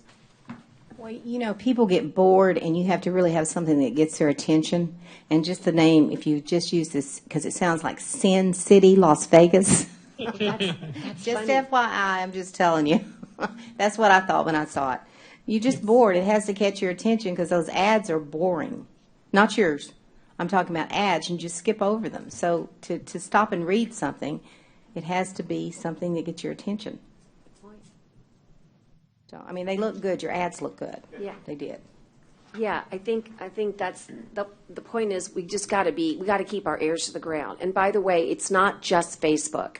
They're listening to other, Ryan, is that correct? They're listening to. Yeah, it's not just Facebook. So it's Twitter. It's a number of different social media services. Okay. It's Yeah, also Facebook's old people. It's pulling articles from the different local news sources that allow comments, so you can see kind of the aggregate comments from those, like the local news channels, and also from like the health department feeds and things like that, where people can comment on the briefings and things like that. So there's a lot of different channels that it pulls from. And Yes. more are being added every day. And this can be used beyond COVID-19, right? So if there are other issues or items that are interesting to the community, then, those sort of categories or topics can be set up as well. Right. Yeah, so I'm always amazed, we have these very controversial topics, but when we ask for public comment, let's say, your tax rate, and you have all these public hearings, and then you don't see anybody, right? But if you look on Facebook, there's a lot of chatter, there's a lot of input. So this now gives us a little bit different glimpse. Some people say, I don't feel comfortable coming and speaking on camera. I don't want to reveal my name and my address, which is required for the clerk, right? So it gives us another portal. So I'm very fascinated by this, and we've used it to help make good decisions so that we could again listen to the people, because it's sort of a myth to think they're all going to call you. And by the way, we keep track of all the positive and negative calls. And so it's like having a hotline that's always open to have the public have this input. So, okay, well, we can move on, Ryan. All right, thank you, Judge. So now we'd like to talk a little bit about test management, which is one of the key foundational capabilities associated with the county's response to COVID-19. And I want to set the stage here as well. So the city-county health department is really responsible today for testing the general population of the county and of Corpus Christi. The county historically has been very involved with testing county employees, county jail inmates, and then also providing some support for some of the local school districts or municipalities that may need support, and also testing their employees. But what we saw back in July with the spike was there were a lot of additional people needing tested, and the county wanted to be able to really step in and handle some of the overflow of testing for the population. Now, on top of that, the county is also wanting to be efficient in how they do testing. So if people are showing up, they want to be able to make sure that those people are not waiting a long time on a designated day just to be tested. They're sick, they're tired, they're waiting in their car, and they want to be seen and tested so they can move on and get to where they need to be, which, if they are positive, is back home quarantining. And the county needs a way to be able to test efficiently. Well, up until we got involved and the county got involved, the process was working, but it wasn't as scalable as it is now. So what I mean by that is, because the county was really focused on county employees and testing county employees, a lot of the signups were done by filling out spreadsheets, emailing those spreadsheets, and collecting that information. There was no real public way for the public to get on the internet or anything like that and sign up for testing. The way scheduling was working was, scheduling was set up to be a full day of testing. So people were showing up on a day, and they were being tested first come, first serve. And it's a fairly efficient and effective process. But like I said, when you start hitting a surge, you have a number of people who are stuck sitting in their cars waiting to be tested while they're sick. So wouldn't it be better to have a capability where people can, one, schedule online and have a scheduled time slot to be seen?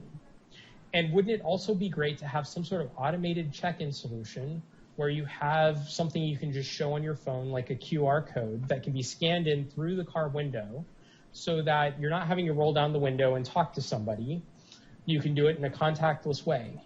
And wouldn't it also be great for there to be some sort of automated solution that helps ensure that county staff can match the number of appointments with the supply of test kits, so that you don't have people showing up and there are not supplies for them to actually be tested?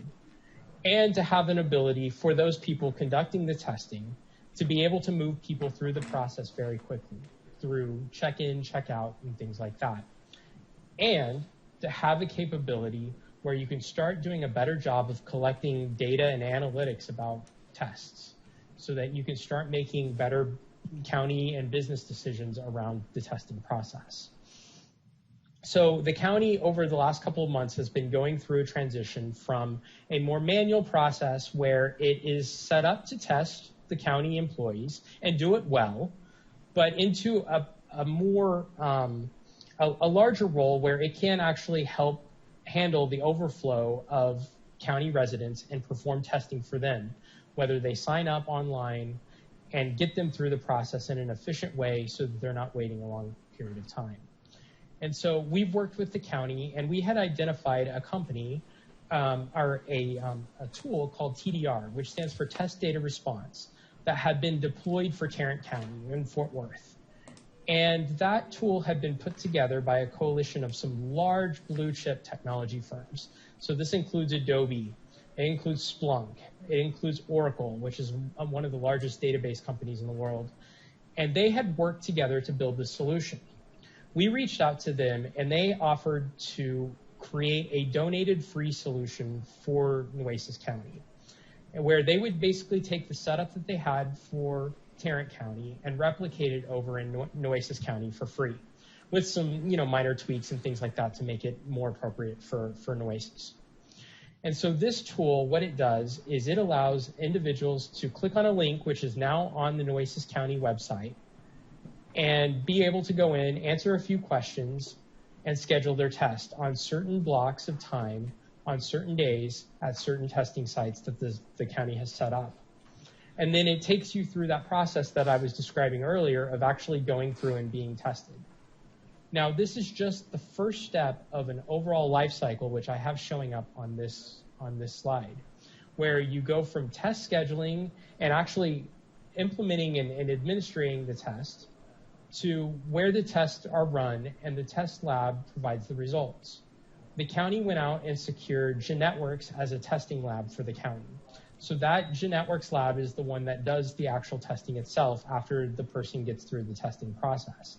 And then finally, contact tracing is handled by the state of Texas with the Texas Health Trace contract.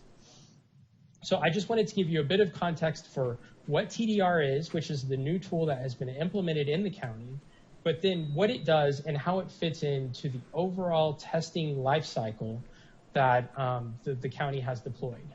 And we'll get into a little bit more about contact tracing and how all that works in a section coming up shortly. So that's the overall flow. Thank you, Ryan. And just to give the commissioners a sense of, because you forget, it seems like it's an eternity, but it was just in July. So we had like 8,000 people in line for a test. Okay, so let me put this in perspective. I just got my update. We might test 250 on a big day here in the health department. Okay, that would be a big drive-through. And we had 8,000 people waiting in line. And we did not have supplies for 500 people, okay? And it was completely helter-skelter because we went from the state of Texas saying, we will give you every supply to go figure out your own supplies. We literally changed on a dime. And what really happened is that it was completely inefficient. We had to, I remember one particular day, I must have called, I don't know how many Red Cross volunteer organizations throughout the state trying to get, and kudos to our Red Cross, Alex Garcia, who totally came through for me, who had people calling from all over the United States just to try to get people signed up. Because the way you did it before we did this was you called a number, 826-7200. I want to test. They said, fine, give me your name, your date of birth, and a phone number, and we'll call you back. And it was as simply, it was a simple process, but it created a tremendous backlog. Then what happened was, when we started calling all those people, you know what they said? A third of them, oh, I already got tested. Oh, it's already been 2 weeks. Oh, I've already found another resource. And we had been spending all this human capital trying to get people in the pipeline. This was also at a time where we were so inundated with tests that we couldn't get tests back in a good period of time. You could have been quarantined your whole 2 weeks and figured out your results the last day. Remember those days? So we said, look, we had already been planning since March and April to find a technology solution. But it's not like you just turn on a switch. It's complicated. And then the county is its own employer that's large scale. And so not only were we managing the county's needs, including the city's, in conjunction with the city, but we said we're like an employer of 2,000 people plus with their dependents. We need to have our own system to take care of our own people because we're different. We can't wait for them to have symptoms. If they've been exposed, we need to get them tested because we don't want them to expose an entire department. We were losing departments left and right because of exposure. So this was, I would say, Ryan, we spent a lot of time in this arena. Yes, and we did. Yes. And we really have not perfected it, but we've gotten pretty darn excellent at how we can now sign you up for testing on our websites. It will actually, but we're always finding like little glitches. The other day, for example, it didn't give you a Robstown location because I forget why it didn't have enough space. So if it was a mile away, do you remember what was it, Ryan? It was prioritizing other locations that were going to do testing earlier and that were a little bit closer to you. So the Robstown piece was off the list. Yeah. So the computer's so darn smart. It said you're too far. Well, around here in Dulce Banquete, Robstown's not far. We're going to get in the car and go. So we've been making adjustments and tweaks constantly, but this technology is really how all the major urban counties functioned. And I'm telling you that it's fine if you have a couple hundred cases, couple hundred people that want to sign up for testing. But when you're into when you get higher than 200, 300 people who want to get testing, this is not efficient. We do not have enough manpower, and it doesn't work. So this is the best solution that we have found. And the city and the county have this available to them now. And it's pretty terrific. And it's going to help us dramatically when we get into the vaccination process, when you want to sign up for vaccination. Well, Judge, this is pretty terrific. I think so, too. But my question is, because there are so many people we live in Nueces County that don't do computer, don't do online. So is there still that number they call? So it's still available to you. And great question. And just today in our staff meeting, what we are going to do is at all our county libraries, this is why signage is so important, and we may ask Brad to do this when we get to the vaccines, is say you can sign up at your local library. Because in Agua Dulce and Banquete, we need our community centers to be locations where they can sign up. And it is better for us, I think, Commissioner, if we use this system. It's for so many reasons, as opposed to the phone. I can't tell you how many wrong phone numbers people wrote down, okay? How many times, they got the name wrong, or they'd forget to say, is this a landline or a cell? We can't text you if it's on a landline. So there were so many human errors that were made early on that it got to be very tricky. But how do you address the people that aren't savvy or that don't have it? So we're using our libraries as resource centers, and they've become really amazing. And we're going to have one here, too, a place where you can use a kiosk to sign up. But we're still looking for good ideas. But, yes, the phone number is always your backstop. And like I said, we've been very much in keeping with working with public health And by the way, they kept everything on a spreadsheet, and I don't mean to say like that was wrong, but when things are so old-fashioned that they become hindrances. You know, do you remember these famous things called data dumps from the state? Well, how do you go back through and find out whether they're duplicates if everything is, you know, old-fashioned, kind of done by hand on an Excel spreadsheet? It's very inefficient. But did we have a setup? No. We were not set up for this type of operation. And I will say that we're now in a position to call other counties and say, how can we help you? You know, and this is a great, great gift, because it's a myth to think that we live and don't care about people beyond our borders. So many people that live in neighboring counties work in our county. So it's not just a matter of, we must help them. So there's a lot of good work here. So Jeanette Works is still doing testing for us, by the way, here in the county, regardless of whether you have symptoms or not. One of the great things about this capability too, Judge, is that it was donated for free to the county. So this is something that didn't require any sort of charge or cost. So right, but let's be honest. We love those. Yeah, we do love those. But let's be honest and fair. And this is my opportunity to say that it did come at a cost. You guys, by hiring you were able to negotiate that, and the reason That's you fair. were is because you were intimately involved with creating it. And so if I went to the marketplace and tried to buy this, it would be a $500,000 purchase, more or less. Is that correct? Yeah, that's about right. Okay, so there was tremendous value, which I knew going into hiring Accenture, that was a carrot that they could bring to the table that I knew was of tremendous value. And so, and I'm not a techie, but I asked my techies, and they said, I knew Adobe, but I did not, and I knew Oracle's name, but I did not know Splunk. But these are the three giants of the technology world that came together for good to create this. But it didn't come free, okay? There are tremendous man hours involved with creating something like this. And so, as I said, it didn't cost Nueces anything, but that was only because of our involvement with Accenture. Thank you, Judge. So I've got a couple of additional slides here really quick. I've covered a lot of it, but this slide that I've got up on the screen, 27, just kind of walks you through the flow of how people engage with the system. You know, they first start out by entering their zip code in to make sure that they're in the area. They then provide some information about themselves, which helps the county figure out, is this a county employee or is it a resident, that sort of thing.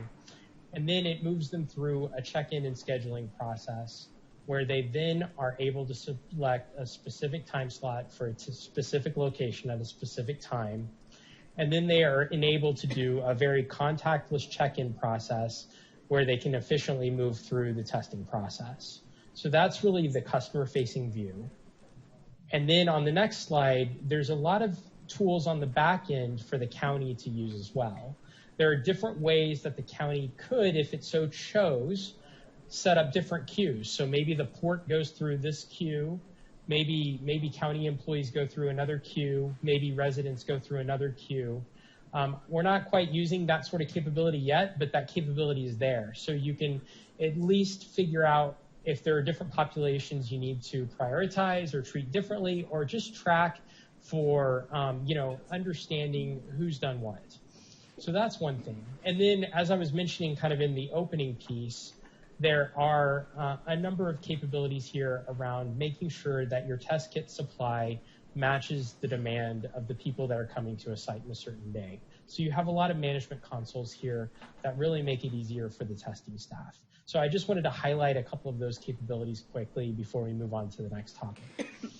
So those priority risks, guys, come into play when we did find ourselves, or when we do find ourselves, and it could happen at any time, where, let's just say, there's a product that's in hot demand and we can't get it, like viral transfer media, which you have to put the swab in it's the liquid that actually, starts the whole process of getting diagnostically tested. First you swab, then you put it in the medium, and then it gets taken to, your lab. And if you're really in short supply of something like that, you've got to say, well, who needs this test first? And who makes that decision? Contrary to a lot of people's belief, these are not fun decisions for me. They are mine sometimes to make, but these are the types of risk configurations that allow myself, emergency management, and public health to sit in a room and go, okay, the people that have 2 or 3 comorbidities go first. Anybody over 65 goes first, right? But how do I know? When I'm just 826-7200, I'm Barbara Canales, 8366 is my birthday. They don't know if I'm diabetic or epileptic or what is my background. So by doing it this way, we're able to capture information. And if we get into a jam, then we can find ways to say, this is the right way to go first. And again, I see tremendous application for this for other things that we do. I don't think anything we've invested in is going to be thrown away. In fact, just the opposite. I think we're going to pick it up and we're going to be able to really utilize it for future.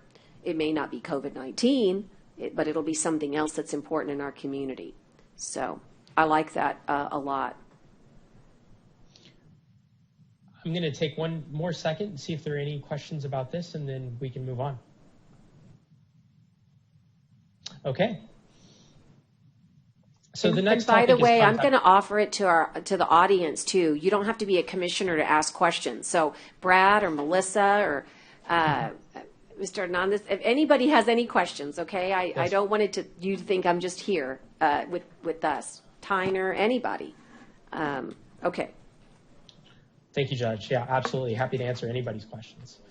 So moving on to contact tracing, as we were talking about that process flow earlier on that takes you through the TDR solution to the GenetWorks lab, then there's the contact tracing piece, which I'm sure you've heard about quite a bit in the news around.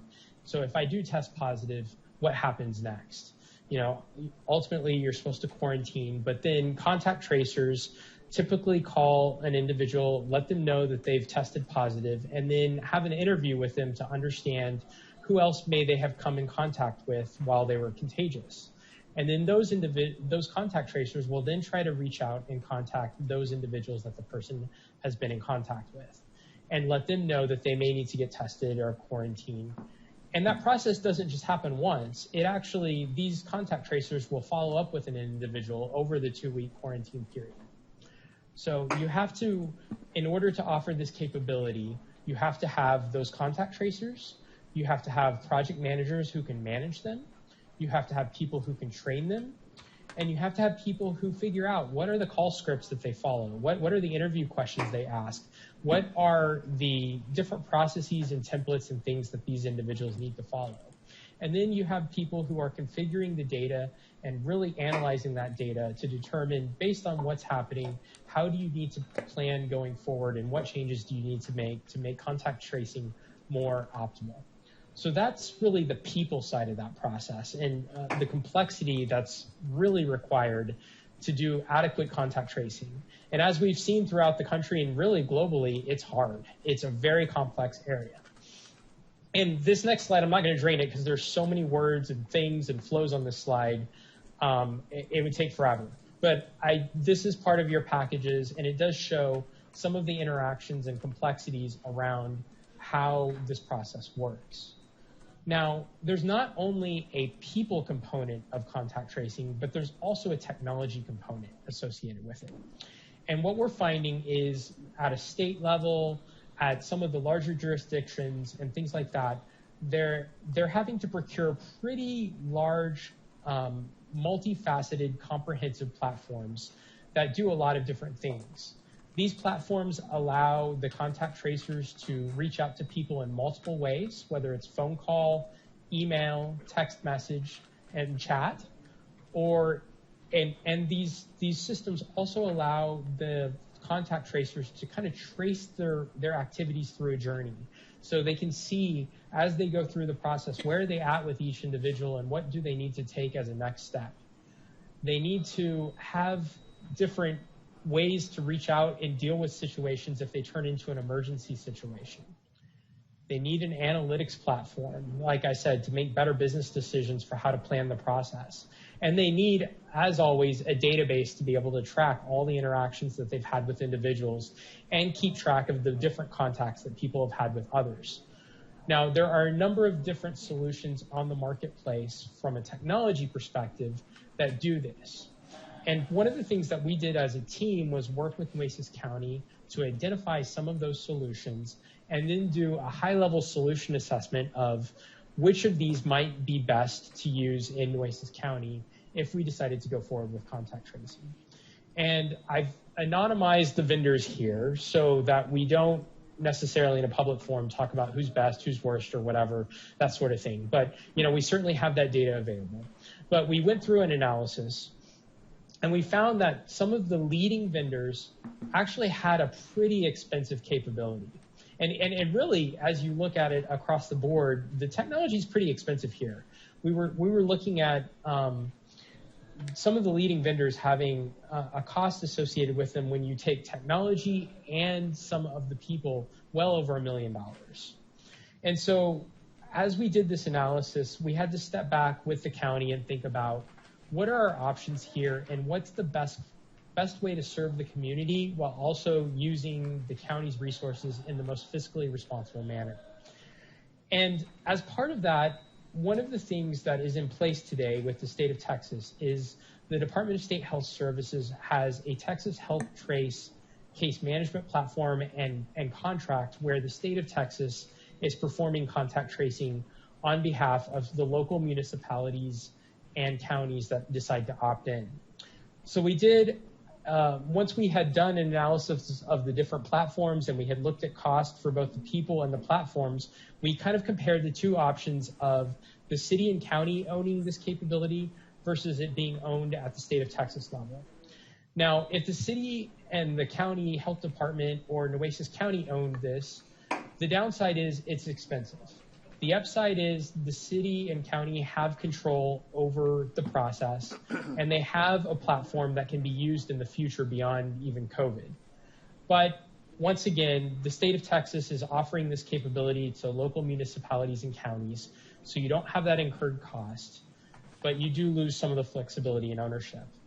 And after some pretty careful deliberation and reviewing of this, ultimately we decided for the county to sign on to the state of Texas Health Trace platform and have the state of Texas perform a lion's share of the case management and the contact tracing for the county. I'm going to take a pause here and just let you ask any questions about the analysis I've talked to you through, but we did spend a lot of time here really trying to understand the scope, what the options were, what the costs were, and then make a very deliberative decision based on a framework of options for the county. Yeah, and I'll tell you, I mean, if money were available to us, I would have chosen to own it. But as again, let me enjoy one more dig that we only got 830,000 and our city counterparts got 17.9 million. Like to throw that out one more time. I guess I'll need my own therapy to get over that one. But the point is we couldn't afford it.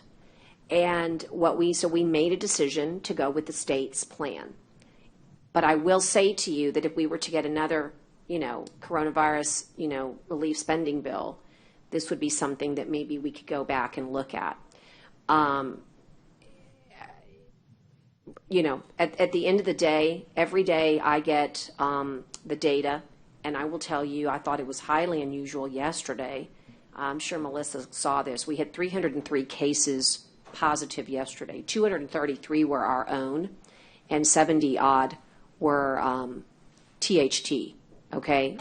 What we call, previous cases from the previous, in this case, it was the last 2 weeks. But sometimes we get them from 3 months back. And so I just feel like if we could have handled this on a local level, this was one of those hard decisions I get to share with you now. If we could have done this, I would have definitely opted as the emergency manager to go with our own management platform. I could have given better data on a daily basis. We could have used that data to make very difficult decisions. And, I think that local control is best here because we're able to manage, we're able to see in real time this tracing. Having said that, it's not a bad system. We've functioned well. The cost is minimal, and we were able to put it online immediately. So it's hard to really, I'm just giving you the decision tree here. Maybe you have some other pros and cons, but again, when you go back to his left side of the screen where it says the county owns the golden record, yeah, I would have liked to have had this so that, I hate to even think of this, but remember, I'm trained now to think doom and gloom. But what if we got another strain of this virus? Okay? We would at least have our own records. There would just be some real advantages. At any rate, it is what it is, and we made the right decision using the dollars and the decisions that, the available information. But, Ryan, what else could we say about THT? This one's bittersweet for me, but I think it illustrates how Accenture, I could not have done that. Melissa could not have done. We didn't have any infrastructure here to go out and say, give us the 5-6 best companies out in the market, tell us everything they do, and so that we can make a decision. And this is one of the things that Accenture really brought to the table here for us. We opted with THT, and that's how we're functioning today. Yeah, I would just say that we worked with a lot of the software vendors that have these sort of platforms. So we have a pretty intimate knowledge of what they are, what their capabilities are, and what the associated pricing for those were. So that did really help us figure out,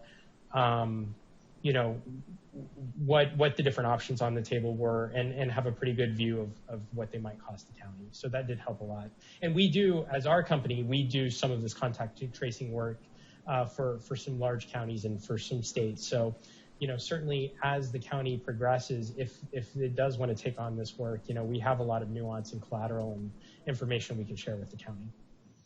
And I'm just going to point out, I'm having a little fun with this, I guess, but had we been awarded based on population for Nueces County, based on $174, which was the correct allocation, the correct appropriation that came from the feds, we would have had $65 million, to work with.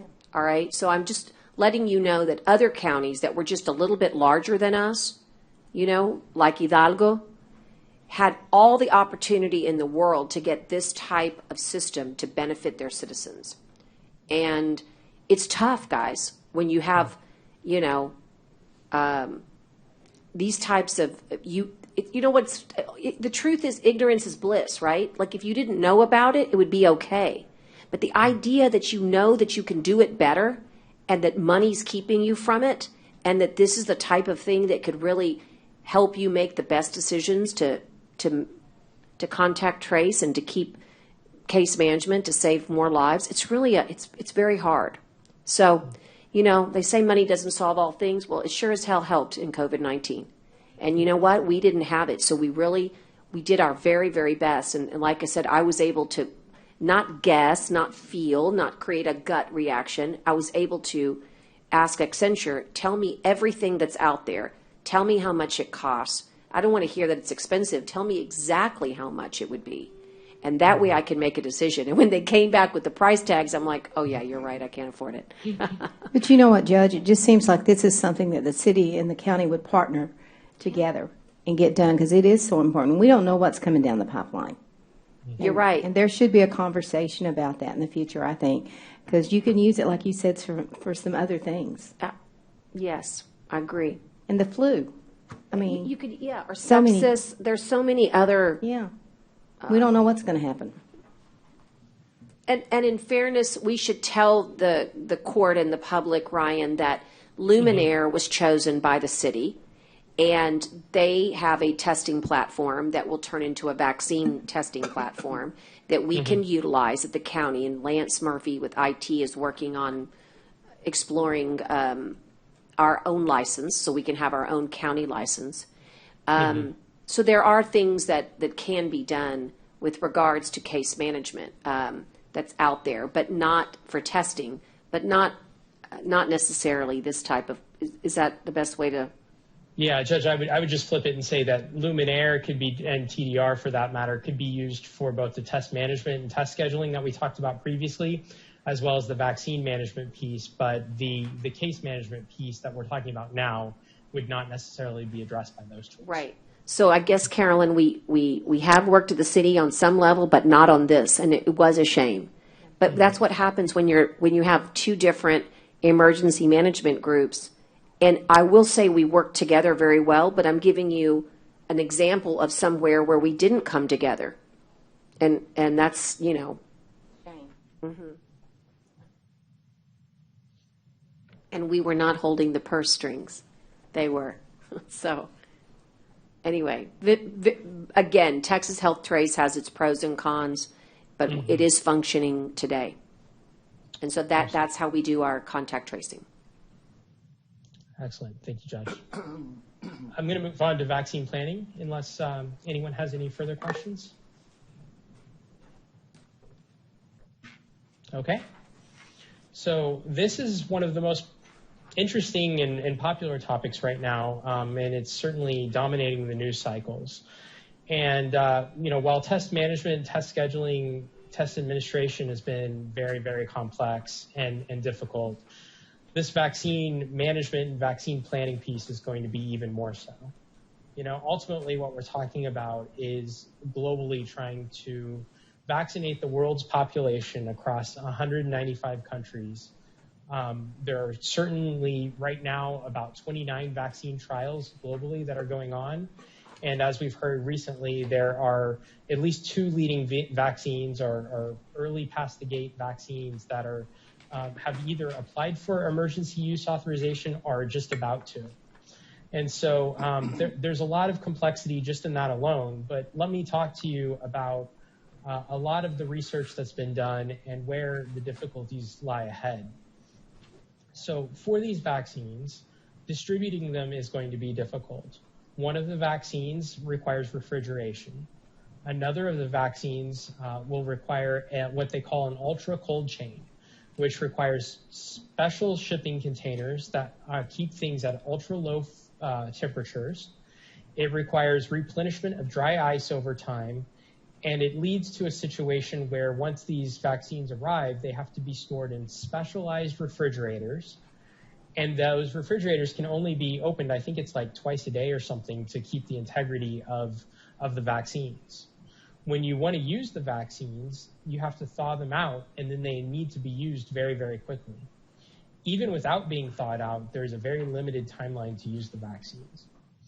So that's one very complex aspect of the supply chain that has to be thought about and considered by different partners, whether they're federal, vendor, state, or local. Now, on top of that, you have the issue that these vaccines require 2 different inoculations over time. One of the vaccines requires you to get 2 doses over a 21-day period, and the other one requires 2 doses over a 28-day period. So, and you can't mix and match these vaccines. So if you get your first dose with one vaccine, you need to get your second dose with that same vaccine. So that requires additional logistics, additional tracking, and making sure that you get the right instructions out to the population so that they're showing up at the right place and the right time for the right vaccine. Now, on top of that, we're dealing with a very short supply, at least initially, of vaccines. So there is a process that is being undertaken at multiple levels, whether it's federal, state, and local, that is going to be, there's a process for figuring out how to prioritize who gets the vaccines first. And then what is that tiering? And then what are the sub-tiers within each tier? Is it all health personnel? Or is it health personnel, but then you're going to subcategorize that by first responders, by people working in long-term care facilities, and so on and so forth, and what is that ordering? And what we're finding is that there's some prioritization done at the federal level. There's some prioritization that will be done at the state level to figure out who to, what amounts to send down to the local level. And then at the local level, there's prioritization around where are we going to set up our administration clinics? Where are we going to set up mobile labs? Who are we going to target even at a local level? So you've got constrained supply. You've got difficulty in figuring out how to prioritize the different vaccines. You've got the cold chain requirements. You've got the 2-dose requirements. And then you've got all of the tracking and monitoring and systems that you have to input information into as you administer the vaccines. And back to the cold chain. If these vaccines are thawed and not used, then they go to waste. And then you have to report that. And, there could be things like recalls and all kinds of complexity here. And then on top of all of that, you have the situation where right now the overall population is not, as a whole, overwhelmingly excited to go out and try out these vaccines. Right now, in recent months, we've seen a 51% of U.S. adults really feeling confident in using these vaccines right away. So you have to get out the message that these vaccines are safe and that they can be trusted and that they should be used. And by the way, if you have vaccines even in limited supplies, but nobody wants to show up and get them, then you're going to have those vaccines go to waste, and then you're going to have to report that up the chain and deal with that as well. So that was a really high-level overview, but there is a lot of complexity, a lot of different stakeholders, and a lot of moving parts here with vaccine planning. So between the health department, between Nueces County, between the regional stakeholders that have been engaged, besides vendor partners, and all the way up and down the chain of the government, there are a lot of people actively working on this. Where we went first was in September. The federal government, the CDC, released an interim playbook that started laying out a lot of these complexities. We went through that, the health department went through that, the county emergency management went through that, and there's a lot of words on this slide, a lot of detail. A lot of it is kind of relating to what I just went through with some of those complexities, but that's one of the main areas where we started getting up to speed with what are the complexities and what are the open questions. And by the way, at that point in September, there were still quite a bit of open questions. Some of them were around, do we need refrigeration units? Do we not? Who's going to be responsible for what? Is this a state responsibility? Is this a local responsibility? Is this a provider responsibility? So we started getting educated in September based on this interim playbook. We then moved into identifying what are the different capabilities that are needed to be in place to make this process work, as well as what are some of the technology products that are going to be needed to keep track of everything. What solutions are going to be used to register people? What solutions are going to be used to schedule people? Oh, and by the way, remind them of their second dose. What's going to be used to report adverse events? What's going to be used to track inventories? How are you going to prioritize the populations? How are you going to analyze the data? And how do you get all of this stuff to be integrated? And by the way, who's responsible for this? Is this a state responsibility? Is it a federal responsibility? Is it a provider or a county responsibility? So lots of open questions, but it helped start creating a framework to organize these different topics and areas. Then the state of Texas published its plan. And as you can see, that came out in mid-October. And that answered a lot of those additional questions around particularly both the capabilities, but also what systems are going to be used to keep track of all of these different steps and whose responsibility it will be. So within the PMO, we went through the different Texas plan, and by the way, we also compared it with other state plans to get some ideas of where certain gaps may be and where they may not be.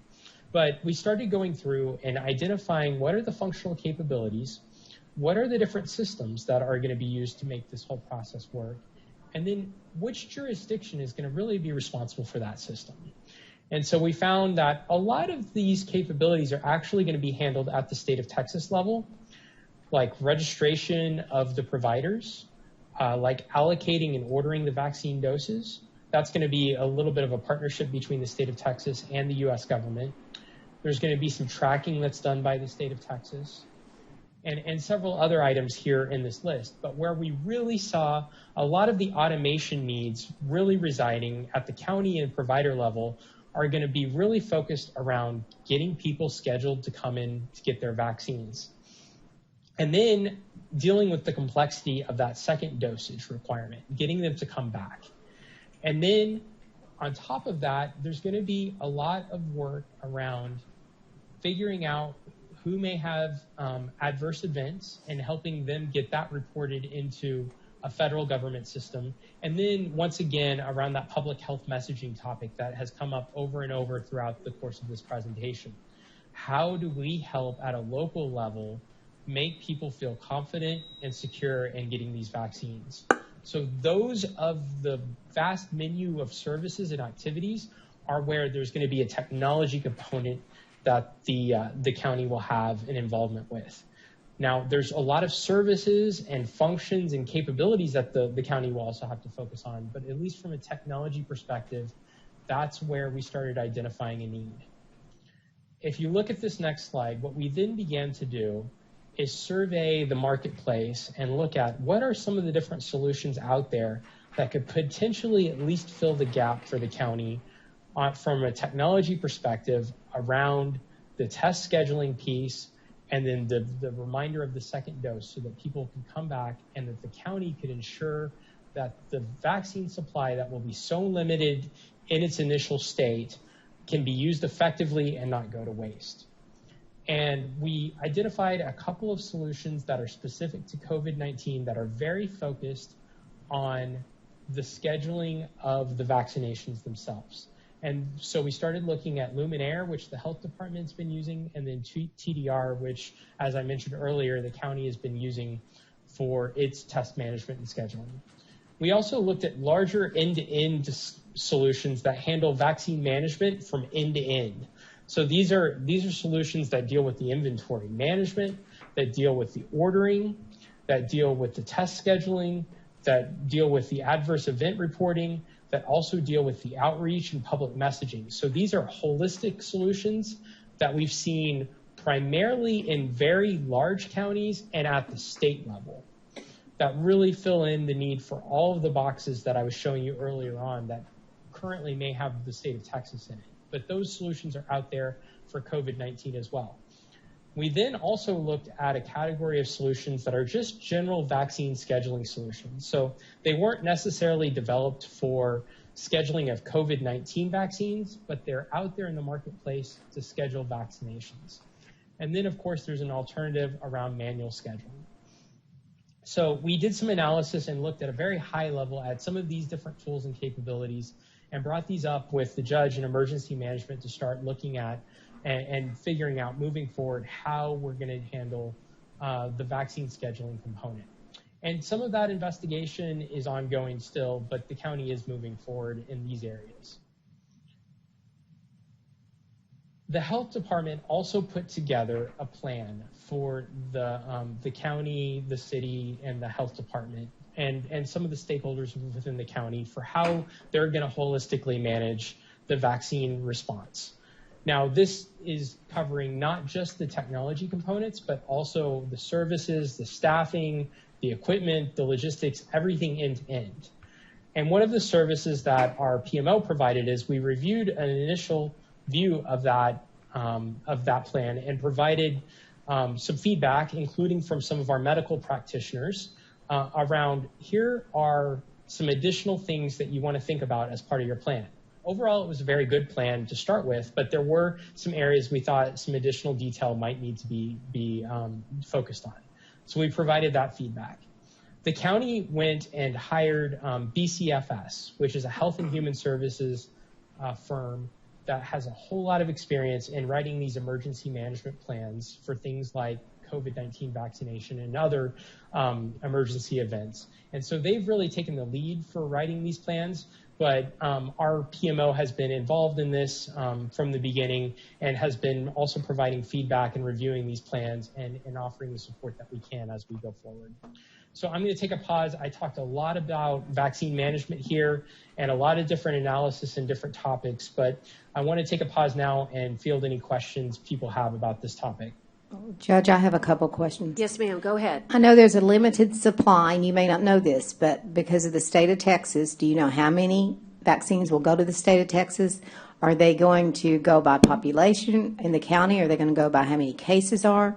And then who's responsible for getting the refrigerated things that they have to have for these vaccines? Is it the county? Is it the state? Who's responsible? So, Judge, do you have the numbers in front of you? I don't have that quite in front of me, but I know there was a very limited number that could potentially start arriving in December, and then that goes up to a larger per weekly amount that occurs around March or April of next year, I believe was the plan. But we're talking about a very limited set of doses initially. Yes. Judge, yes, I'll try to regurgitate what I recall. So let me kind of work backwards. First, let me talk logistics. So the state of Texas is responsible for transporting the vaccine to the 25 cities that or urban centers that have been designated, and we're one of those 25.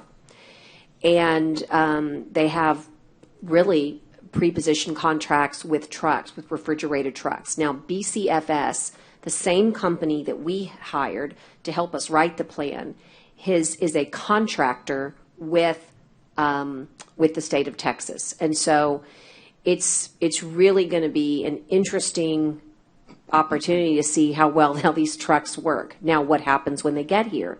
We then take charge. We're responsible. So we ordered a freezer for the health department, okay? Refrigerators aren't as hard because we're used to having vaccines cold.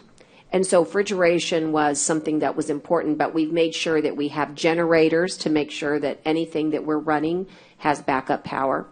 And then in addition, we have sought out what I call backups to the backup, the redundancy. And the county is exploring right now signing a contract with the company here locally for refrigeration as well, for storage. That would include a warehouse site. It would include mobile trucks, and it would include a place at the fairgrounds to make sure we had refrigeration. Now, why? Because what we anticipate is that you're not just going to get your vaccine at one spot. You know, you're going to get your vaccine probably at multiple spots across this county. Again, go back to what Ryan said in the beginning. If you open the box that's ultra cold, you can only do it 10 times, and you can only do it for 1 minute at a time. So we're going to talk about this in a little bit when we get to how are we going to prioritize who gets it, but we're going to have to come up with a plan of action so that we have no waste, which is tricky, guys, because every time we sign up people for testing, you know what happens? Some people don't come. Same thing's going to happen with the vaccine. We can't be opening these boxes and not using the supply. So it's going to have to be a little bit like the airlines. We might have to overbook some days, okay? Under messaging, Brad, again, right? But again, we have to be willing to help one another. Otherwise, this isn't going to work. But so that logistics piece is really up to us, Commissioner. And that part, you can imagine, we've spent hours and hours working on it. I would say that Melissa and Kathy from our department are tasked with working directly with Annette and with BCFS. So there's the plan that's written that has to be perfect so that if anything happens to all of us, somebody can pick up that plan and execute it. So we're spending a ton of time on the words, on the document itself. Then there's the next piece, which is, okay, Annette's going to be running incident command on the vaccines, but the health department can't be everything. So we know that. So she'll be running logistics there, but just like Edward runs testing at the fairgrounds and at Memorial, we expect there'll be at least 2 other satellite sites where we'll need all this refrigeration, right? As far as quantity goes, so we were initially told in December that Texas would get 25,000 vaccines a week. That's nothing. However, the real excitement is that we have 2 that are getting FDA approval by December 10th. 24 hours after FDA approval, they'll be ready to ship out. Now, the Janssen, you'll notice on your screen, you'll see Moderna. That one's coming to Texas. Pfizer is a partner already, has chosen Texas as being a state partner. But the Janssen one, the Johnson & Johnson, I was told this morning on a call when I asked about that one because I was concerned about where they were in the process, that they are in human trials. They're on clinical trials with humans. So they're a little behind the other two, but they're going to catch up here real quick. So what's great is that we expect that a third of Texas's supply will come from Moderna, a third will come from Pfizer, and we pray that that last third will come from potentially the Janssen or the Johnson & Johnson vaccine. The AstraZeneca one, you'll remember, is part of the Oxford group, the England study. And they're also had a pause, but they look like they're back on track as well. They had a dosage situation. It turned out that they didn't, on half dosage, you had a 90% rate of efficiency of immunity, but at the half dosage, wait, let me say that backwards. At half dosage, it did better than full dosage. So at full dosage, it was 70% effective. At half dosage, it was 100%. So I need to go back and rework all that, but that part is going. So I expect that we will get some limited vaccine in Texas. And who makes the determination is the Department of State and Health and Human Services. And it will come to our health department, and Annette will work with those initial providers. By the way, you have to sign up to be a provider. So our main hospitals, all three of them will be. So let's take Driscoll, for instance. They've signed up to receive 6,000 vaccines. I happen to know that number. Well, maybe they don't need 6,000 vaccines, but they need to at least buy that many to assure themselves of, or they need to ask for that many. So we need to set something up with all these hospitals that on a particular day that they're administering, what if they only have 500 people they can administer to, but they have 600 vaccines? We've got to be ready to swoop in and have all the right agreements in place to send 100 firefighters their way, or 100 police officers, or 100 paramedics, And all of this, it just takes terrific coordination. So the first thing Accenture has done is work on the written plan. By using their international team of experts, they've helping our plan become the best that it can be. And that means they're participating with Melissa and Kathy and BCFS on every single meeting we have, and we have a ton of them. And then the next step is they're helping us, and we're going to go into this, help figure out how this county will prioritize. So that's another thing they've put in our laps as a county. But just so you know, I've asked for it. When we were asked as judges to participate in the "this is how we're going to do it" meeting, I was one of the leaders that said we need local control. I truly believe that we will do better. Think about your colonias. Think about the rural areas. I get it how we're going to do it urban, but how are we going to make sure that all those protocols are done? I think we're actually going to need to put and we're doing it, a mobile medical team together that is proficient in the vaccine. I even think you've heard of promotoras. We're going to have to get promotoras out in the neighborhoods to say the vaccine is coming in a month. Are you ready? Will you sign up? We're going to have to sign up in advance so that we can see which zip codes we need to go to. We're going to be tracking people by zip codes. How many people have taken the vaccine in 78412? 50%? Great. What about 784, I'm just throwing it out, 01? 20%. Oh, that's not good. We got to do a better job in 78401, right? We got to target. So I expect that by May, Texas will receive 450,000 doses a week. So we should be really humming in the month of May. But again, everything is, no joke, at warp speed. And so it's possible that we'll start getting, they said we would get, by the way, please remember when we say doses, you got to divide by 2. Why? Right. There's 2 doses. So when you hear Texas is getting a number, divide by 2, because you can't just go with 1 dose. So these are the things that, so Accenture is really, I needed to also concentrate on other really important activities for the court. So I will say that Melissa, Kathy, Accenture, and BCFS are really taking the lead on vaccine management at this moment. And because it's just its own animal. And I'm really sort of fighting for what I think are the policy decisions where we can get local control, and I'm taking the lead on the social determinants of health, which you'll hear about shortly. We have to divide and conquer here. Ryan, anything else there? I would just say that, in the state plan, they do talk about different ways that they're figuring out how to allocate the vaccine to local areas. And the considerations include, number of providers that have signed up specifically to provide the COVID-19 vaccine and have the capability to do so. But it also looks at the different population, aggregate population in different areas of the state, like how many healthcare providers are there. When I say providers, I'm talking about actual healthcare employees are there that may need to get the vaccine first. So there are, it takes into consideration population, but other factors as well, like how many total people are in certain categories or pools that will need the vaccine first. And that's how they're making allocation decisions. And even though we haven't delved into this area, we want to get our own home in order first. We're really hoping that we can be of help to our neighboring counties.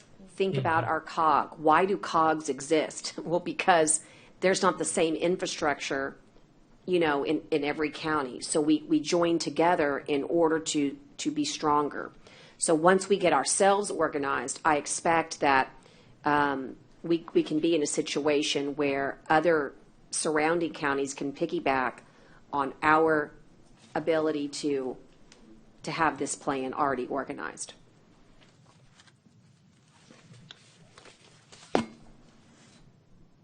All right, Judge, I'm going to move on to the next topic then. I've got Melissa asking. Go ahead, Melissa. Oh, okay. Hey, welcome. Would you take the mic only because it helps everybody hear? Welcome. I'm a veteran and I'm 100% service connected. And the issue of this, I asked the VA when I go up there, and the VA, we all know their issues. But I have an autoimmune disorder. And my question they can't answer is that when would people like me, is there going to be a classification? I know doctors, nurses, frontline workers will receive a vaccine first. And then people of a certain age. Where do autoimmune deficiency, heart disease, cancer, where do I fall in line? That's a great question. Accenture, I'm gonna flip to Dr. Peterson here for just a minute if he's on. And I will let you know that this morning for 2 hours, the gentleman that's working with Accenture, Dr. Michael Peterson, and we had another workshop where it was just the hospital district, myself, and Accenture, and we are working on those prioritizations. The answer from my standpoint, the reason I want local control, and I'll get emotional saying this, is because I want you to be first. That's what I want. Now, the state and the CDC are going to tell us a lot of things like frontline workers, paramedics, they're going to kind of give us some guidance. But the minute that we can take what I'm going to call the real people, besides those specialized people, yes, ma'am. We want to put folks like you first because we know that you're more vulnerable. Yes, and so but how do I find you, right? And how do I know that there's 1,000 of you? Because I've got to make sure that I tell the state of Texas, you're not going to believe this, but I have 10,000 people living with 2 or more comorbidities or autoimmune. And they've got to know that data is real so that they'll send us more vaccine. It's just the luck of the draw. What if Clayburgh County has only 5 people that have autoimmune, but I have 5,000? Yes, ma'am. And so if you'll sit with us just for a little bit, I think you'll really like what we're about to showcase. The idea is that I'm trying to find a way to prioritize and for them to just believe me, not just because Barbara says or I feel this way, but that hard data will demonstrate it. But the idea is chronic conditions would go to the top of the list. Also, people who are very old and living in assisted living centers need to be with you too. My other question real quick was my spouse. Will she be able to get vaccinated along with me since she's so close to me all the time? She doesn't have any health issues, and I understand that. But right. As far as like veterans or police officers, doctors, nurses, when they get vaccinated, will their families go ahead? And then also, will we be tracked? Will you be issued a certificate saying, hey, this person's been vaccinated? And will that kind of, once you've been vaccinated, will that kind of free you up from restrictions as far as like mask wearing and like my wife's Filipino. She hadn't been home to the Philippines for 3 years. She was planning to go last March when everything got so strict. And in the Philippines right now, it's a 14-day quarantine when you get to Manila. And then when you fly from Manila to your province, it's another 14-day quarantine. So it's a month. And my question is if she can get vaccinated with me, will you be issued a certificate of vaccination? Or are you going to track us that way? And will that open you up to being able to go? I know you can't answer for the Philippines, but as far as like quarantines, will that? I'm just wondering how the restrictions on vaccinated persons will continue. So I will tell you that let's talk about the tracking. The answer is yes. We have a plan in emergency management to track people. And it was thanks to the hospital district that I was able to go to them and say, we need to invest in this technology so that we could track people, and they paid for it. And we're hoping to get them reimbursed. So just kind of want to tell you what the plan is. Okay. And we're about to get there. Yes, ma'am. But the answer is yes, we're going to track you. As far as proof, there will be a way to get proof. I don't know about a certificate, but that's a great idea. So maybe I'll delve into what could we print for you that shows you've been vaccinated. But there will be a way you can sort of find proof online that you've been vaccinated. Yes, ma'am. And as far as the federal regulations, unfortunately, I don't have the right answer, but what I can tell you is that part of my job is to liaison with our federal partners, our congressmen, and I would like to ask that question on your behalf as our citizen and see what are they thinking about. The other plan we have here in emergency management is to, we've been asking for, there's going to be a new coronavirus task force, and I've asked to be able to present to them. And the reason is I think South Texas is so unique, and what has happened to us in the last year is very interesting, and they should hear our story. So if I get that opportunity, I will ask that question too. But I would imagine that restrictions would ease worldwide if we get mass distribution of the vaccine. What I have heard is that it'll take another year for that to happen. So I don't want to, I'll just let you know what I've been hearing is that even if America does a good job, we got to get the distribution to the world. And that part is going to take a lot of time. But I do think that it stands to reason that over time those restrictions could be eased. But the most important thing you said is that how about my dependents?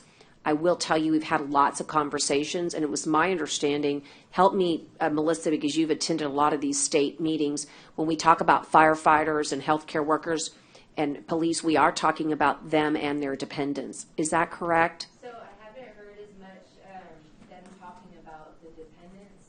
I can see why you would say that because you're now vaccinated, but you still have someone that potentially could bring that home to you. But as far as conversation goes, I haven't heard exclusively yet, so I don't want to speak something wrong here in saying that yes, they are including those folks. I think the first numbers that are going to come down are going to be so limited that it is probably going to be focused on whatever the priority population is, and then over time, when the vaccination numbers are higher, we'll be able to kind of extend out. But I wish I could say something different. I completely understand. But they haven't said anything, and I haven't been hearing anything that this is and dependence as well. But you're helping me identify something. So when we create our online portal so that you say, I want to be vaccinated, we're going to have boxes that you check. Do you have cancer? Do you have autoimmune? Do you have a heart condition? Do you have diabetes, right? And then how about your wife? Okay, you're right. She doesn't have any of those. But what if we had a box that said, are you a caregiver for someone with any of these conditions in your immediate household, a child and or a spouse? And then I could, through this technology that you're about to hear about, make that person have a different, maybe you're priority 1, but she could be priority 2, right? That caregiver. Because it won't work if she has COVID when you're in that cycle of the 28 days, right? So I have to tell you, there might be an opportunity there for us. This is why local control matters, right? Took the words right out of my mouth. That's exactly why it matters, because our population, we know our population, and we may have higher numbers of those exact individuals than another jurisdiction. So this is where it's important for us to be able to build our individualized plan for our county. I just have one more question. Yes, sir. It's kind of, do y'all have a liaison that y'all talk to at the VA, and if so, if I can get their, because the You bet. the VA does not. I love the VA, but I hate the VA at the same time, because it's, everybody wants government health care, but they don't understand what comes along with that. But the VA is not talking about this. They're not letting people know, so I would like that contact information. That way I can put a little pressure on whoever y'all liaison with, that they need to start hanging signs in the clinic, both clinics, and letting people know at the front door when you're going through the check that the vaccine is coming, and just put flyers up in case you have questions, because none of that exists at the VA. And when you start asking about vaccinations and stuff, and the only reason I started asking is my aunt went and got her flu and pneumonia because she's in her 70s. Mm-hmm. And the pharmacist there told her that the vaccine was coming very soon and that she would be in a higher priority group. Good. So if CVS can do that, We can do it. The VA can do that. So as Tyner moves, I'm sorry, as Tyner moves out, would you be so good when you walk out to make sure that Monica gets JJ de la Cerda on the phone? Tell me your first name. Michael. Michael, I'm Barbara. Yes, ma'am. We're going to get an incredible veteran, one of your brothers, who is in charge of our veteran services, to make sure that you have that contact. But just so you know, not that veteran services for medical is something we do, but we help liaison very well, and we have great contacts at the VA. But we're going to take what you say to heart. That messaging can apply to veterans just as well as it applies to when we're tackling, young people. I don't want to seem like I'm making veterans more important than, I still don't consider myself a civilian, but than the regular civilian population. I don't want it to seem like that. I just want y'all to know that there are some things that get skipped over at the VA. I know it's busy and confusing, but the older veterans that are wheelchair bound or sometimes they don't ask the questions, and it needs to just be said and let them know what's going on. It's just about communication, I think, what you're saying, and we hear you. And like I said, we want to make sure you get that contact, but also, I know we're going to transition to social determinants, and so you'll get to hear one of your brothers as well. Dr. Peterson is also a veteran, and I know that he could probably help showcase a little bit of what we're thinking and planning on how we're going to do all of this. But I'm so glad you came. And besides, it was just by chance. I came up to talk to some about taxes, and I heard y'all talking about. I'm so glad. We'll enjoy. Take a seat. Just before you leave, I want to make sure, Tyner will let Monica know now, but before you leave, you're going to turn to the right and go to my office, and we're going to get you those contacts. But hang with us if you can, because I think the next piece will be very important. Yes, ma'am. Oh, Michael, what's your last name? Hawks. Hawks. HAWKS. Okay, we just keep record of anybody that comes and shares information so we can get back with you. Okay, thank you, ma'am. Yeah, thank you. Okay, Ryan, I always say everyone needs our why, right? Why do we do these things? Why are all these workshops and information sessions so important? Mr. Hawks just gave me my why for today. Absolutely. Where are we here? We are actually about to talk about the topic that I think he will be very interested in from Dr. Peterson. Okay. So happy to answer any further vaccine questions, or we can move into that social determinants conversation.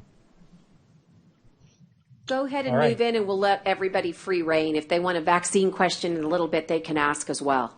That sounds good, Judge. Okay, I'm going to turn it over to Dr. Peterson to talk about social determinants of health, or how we're going to use data to identify vulnerable populations for helping figure out how to allocate vaccine supplies, as well as a couple of other use cases. So, Dr. Peterson, you want to take over from here?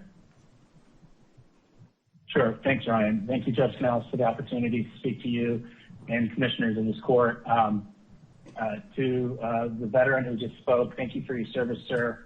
We owe you a great, deep gratitude. I only served 3 years, but I still am very proud of the opportunity to really serve our country.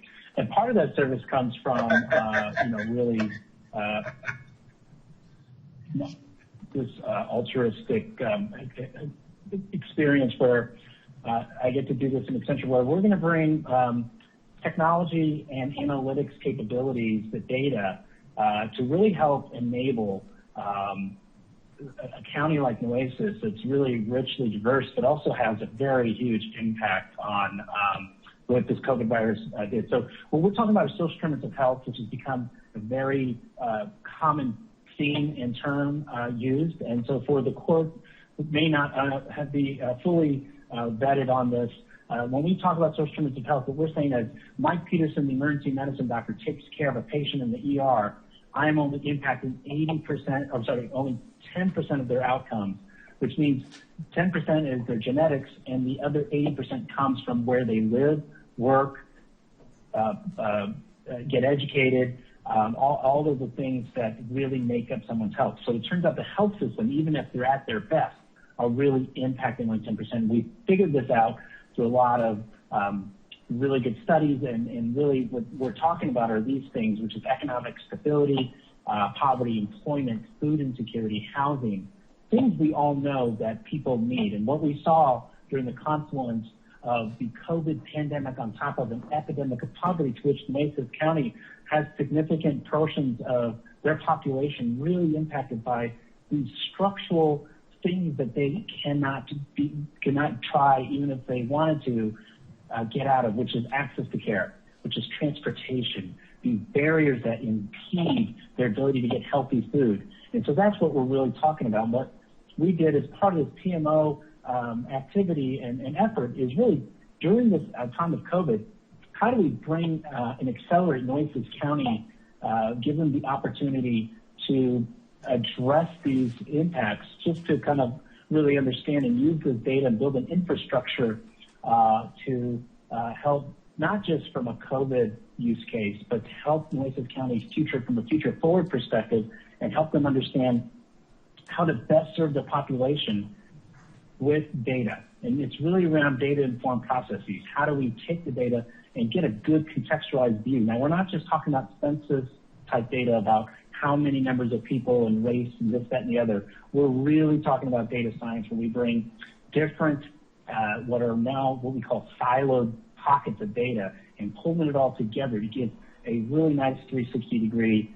view of Nueces County. And what we're really talking about, again, is trying to help people who really want to help, and or get them the nudge them in the way that they want to go. We're not talking about behavioral change. We're talking about understanding that you might invest in an effort and being able to use this data to measure whether that investment through a collaboration with other entities or stakeholders is working or not working, and being iterative around that. So we're really talking about bringing this ecosystem of partners who have these pockets of data, and everybody sharing, so that we can pull it in and use this technology to enable these insights, and therefore make really targeted precision interventions.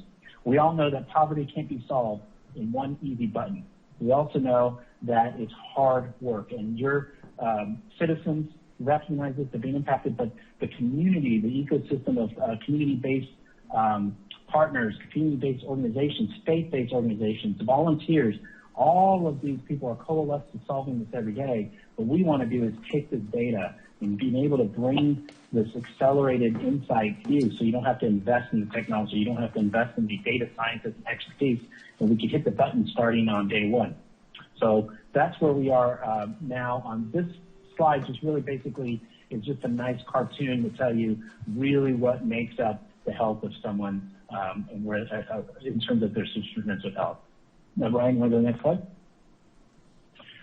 So we learned, in my experience in dealing with that transactional experience of a mom, which I'll never, ever take away from my own experience. I love it. It's always been a privilege to interact with patients.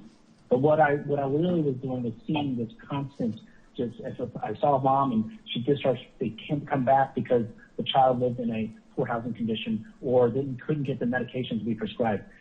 At a population health level, what Nueces County and the hospitalists are going to be able to do to take, again, and understand the data, not just at a heat map level, but be able to take and really understand at zip code level where you need help. And what we also understand is that health is really derived at the community level.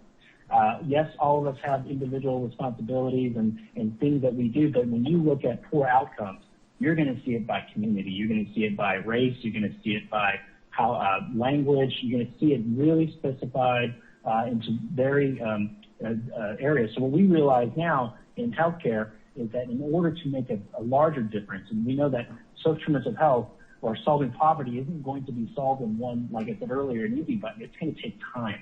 So you have to invest in using data and the right partnerships to help solve the right, what we call a use case using the data. So you have to get upstream in order to have a real true impact. And that's really the thinking that Nueces County is doing. By doing this, you're saying, you know what, we're not going to just solve for a specific one-off check, let's solve diabetes. You're going to try to solve it around all these different chronic diseases, things that impact Nueces County, like hurricanes, like disease.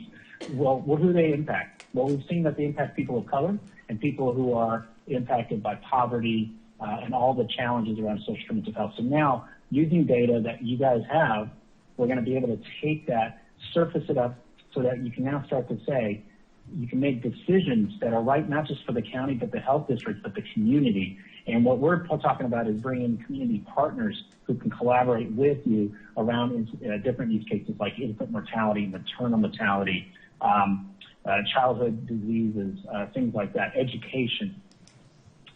So one, I'm not a data scientist. Like I said, I'm a pediatric scientist, so I bring in the experts who have, what we have built out already is a platform. It's basically a cloud-based solution that has all of these data sets that took 1.5 years to stitch together and curate the right data to answer the right questions. We can't just plug in CDC and 15 other national databases and say, here you go, Nueces County. We really are very meticulous, the type of data. You can get the data that most governments can't get to. And this isn't about trying to Ryan or any of my colleagues. This is really around not, as we think of the community sentiment, you're just trying to get a sense of how the community thinks. Here we're offering an opportunity to get a sense of what is really impacting people. So we're talking about things like a population at a zip code who might own a dog. And by owning a dog, you have a higher risk factor for being healthier because you're walking your dog. Or you live in a food insecurity, you have food insecurity and you live, X amount of miles from the nearest H-E-B. It's things like that that will likely help you understand the ways to make investments, but also ways to understand how to partner, who to partner with, but using the data to really solve these really complicated. And by the way, Nueces County is far and above ahead of any other counties I've ever interacted with in Texas.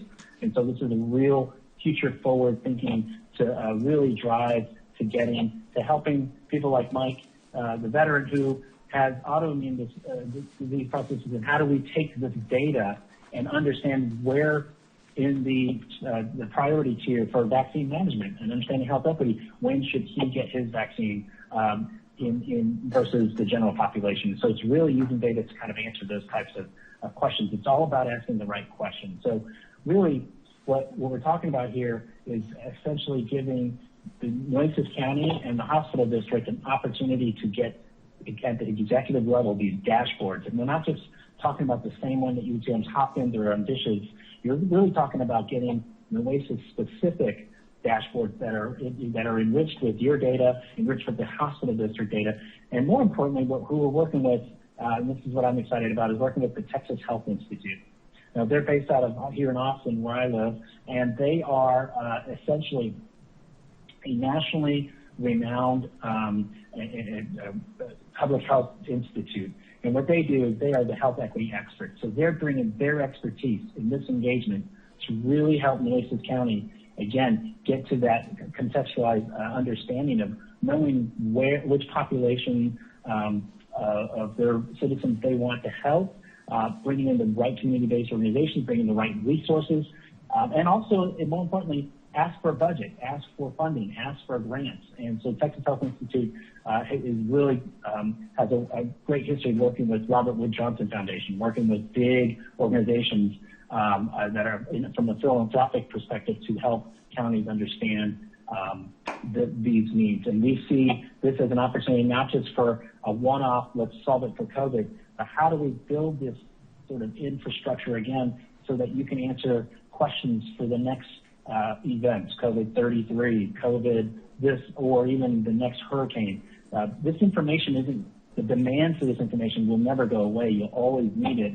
And especially if you think around the vaccine management, and as Judge Canales alluded to, we had a wonderful 2-hour demo where we actually showed how you think through and using data to help the county decide where the next population, which tier of people after tier 1 should get it next. That way, what we're talking about, and you can see this in the next administration that's going to be coming in to office, everyone is talking about health equity. And how do we make sure that the right people get this virus versus those who are just affluent and have access to care? We have to really help our vulnerable population because they carry the highest risk for negative outcomes as a result of getting COVID, but also their own already chronic diseases. So we've got to really help them get the vaccination first. And you can't do it just by guessing. You have to really use this data to give you a very precision interventions and an opportunity not only just for that, but then you also have an understanding of, as we talked about the community sentiment, the public health messaging, understanding your population and what they're impacted by. It's one thing to say, hey, folks, go to the nearest HEB or the nearest CVS and get your vaccine. And 90% of that population you're reaching out to can't drive to go get it. So, or don't have a data plan to use an app to figure out where they should go if they could. So that's social determinants of health in a quick, didactic, 15-minute conversation. Happy to answer any questions. As it is, it's a lot of information. Yeah, and I want to bring it home for Mr. Hawks here, and he's going to ask a question. But I just want to say that, so some of this court and public is about recognizing that your zip code should not determine your outcome in health, okay? But a lot of times it does, okay? And we're going to get a handle on that. What we kind of know instinctively, poverty, education, transportation, crime, so any other demographic that would be considered socioeconomic, we're going to get a handle on it in a way that's uniquely Nueces County. That's one piece of it. The other piece of it is I need to be able to make a case to the state. If I just look at autoimmune, it might look like this. But if I say I have a vulnerable population of the following: autoimmune, cancer, right? Diabetes, hypertension, whatever it is, and we can break it down, right? That not all diseases act the same, but some make you completely vulnerable to infection, okay? Some make you vulnerable in other ways. So we need to figure out what our population looks like. We're going to divide it up by age category. And yes, it's not that you're coming here asking as a veteran to be treated differently, but just so you know, in our county, we pride ourselves in treating you better because you have already sacrificed for us. So I think that we're going to be able to use these techniques, this data, because I got to find out how many Michaels are out there, right? It's just, or my daughter, she has, also special needs. I want to know how many Jackies are out there, because when I find out, I'm going to be able to tell the state, you can't leave me hanging here. You got to give me X amount of vaccines early on. Otherwise, everything that you're hoping to do, which is to take care of that vulnerable population, you're going to miss them.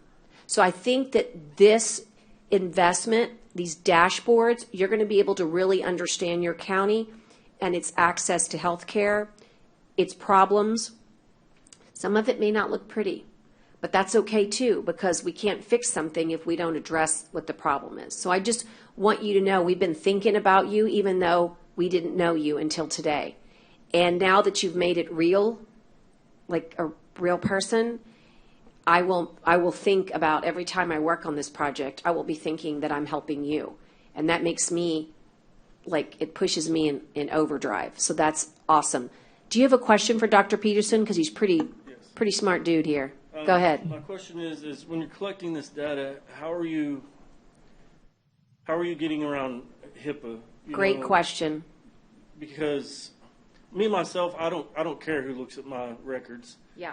But to be able to figure out what's wrong with somebody, you're going to have to be able to look in their records either with or without their consent. And is there going to be a federal, I don't know, exception for just COVID, so the people don't have, because that's the only way that I can see that you're going to collect accurate data is being able to look at people's records with or without their consent. Right. And then also the homeless population. He's talking about, the lowest people on the totem pole are usually the highest affected. What's your plan on that? How are you going to track those people? Yeah, super questions. I feel like you should be on our team. Well, you're asking all the right things. The only reason I ask about the homeless population is because yesterday I had a conversation with a homeless veteran and was trying to talk him into going and getting some mental health help. But, I learned as an ex-police officer that 90% of the homeless people, they have mental health issues. It's not that they choose to be there, they just can't. And that's the type of people of my question is, how are you going to track those people? Yeah.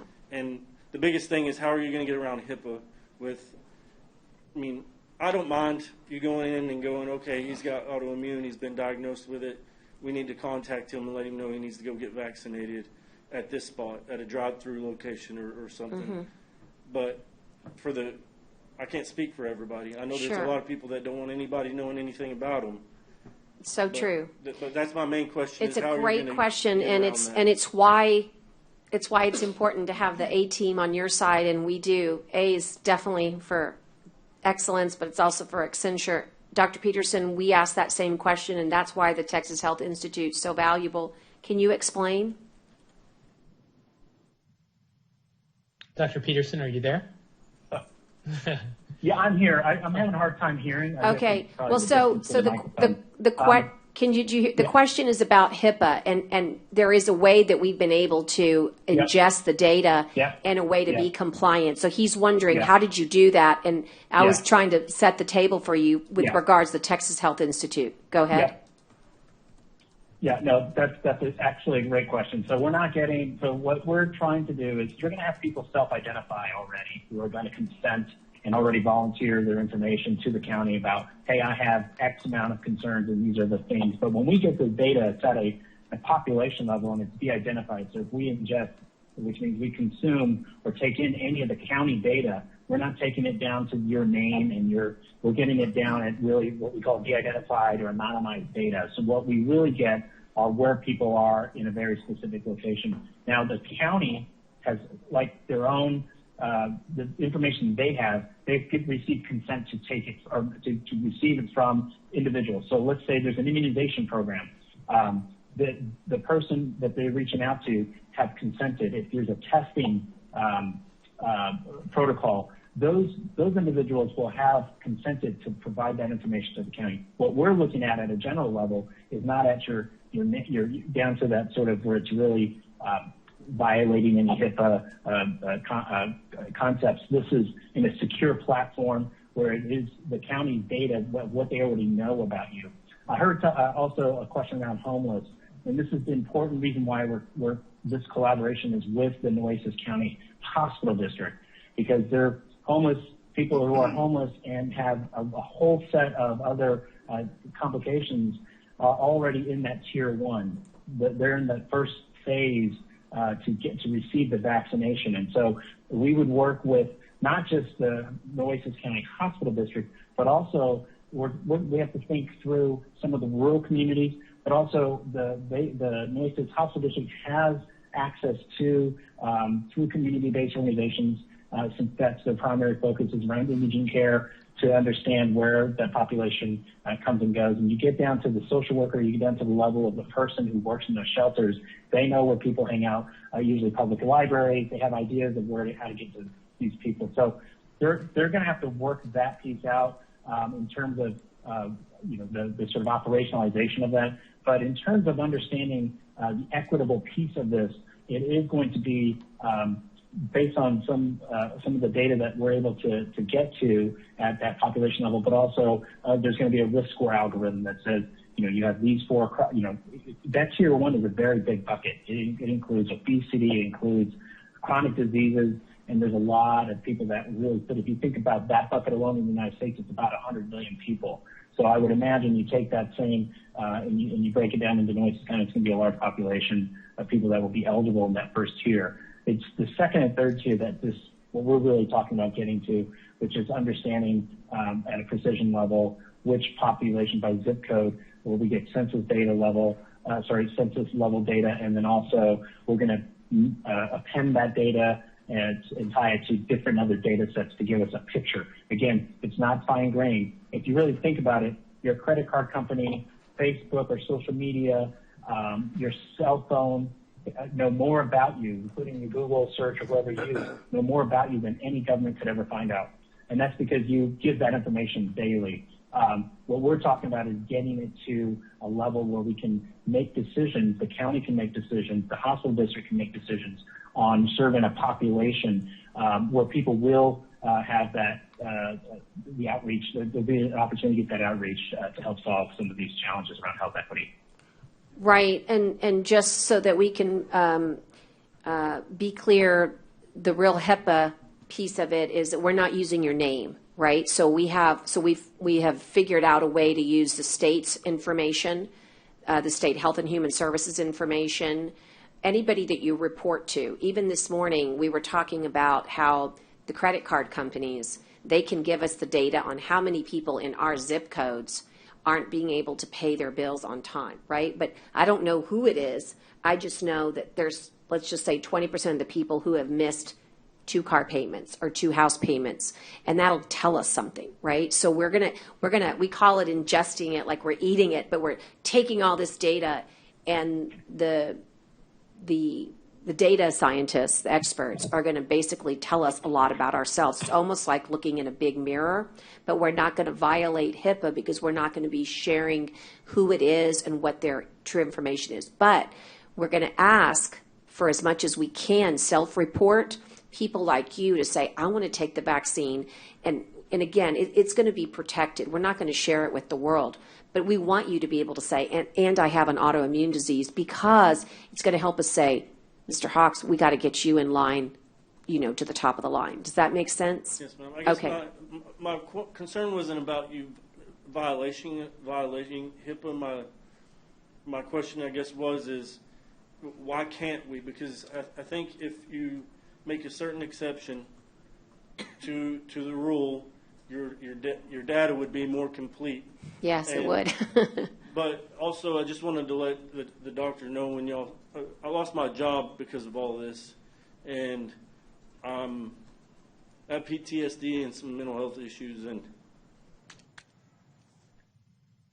I have a lot of time on my hands. So when y'all start rolling this out and you need volunteers, I want to leave my information because I have a lot of time on my hands and I need something to do. And when y'all start rolling it out, and especially with the homeless, and going out and setting up, I don't know if y'all would set up vaccination sites like in the park. Yes, that's exactly what the plan is to work. If you need volunteers, I mean, I don't have a medical history, but I want to leave my contact information so when this starts, I can get out of the house and do something with my life. It's good. And just so you know, you're not the only one struggling. A lot of us are struggling right now, and I just want you to know we're with you.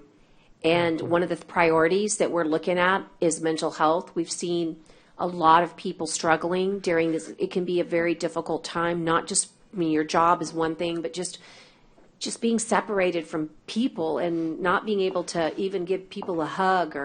So I want you to know that this goes hand in hand, and we're making this a top priority. So yes, we would like your help, and your insight's going to be really important. There's something called the Homeless Initiative, going back to Commissioner Vaughn's always helping me figure out ways to bring the city in, and they're really leading the Homeless Initiative.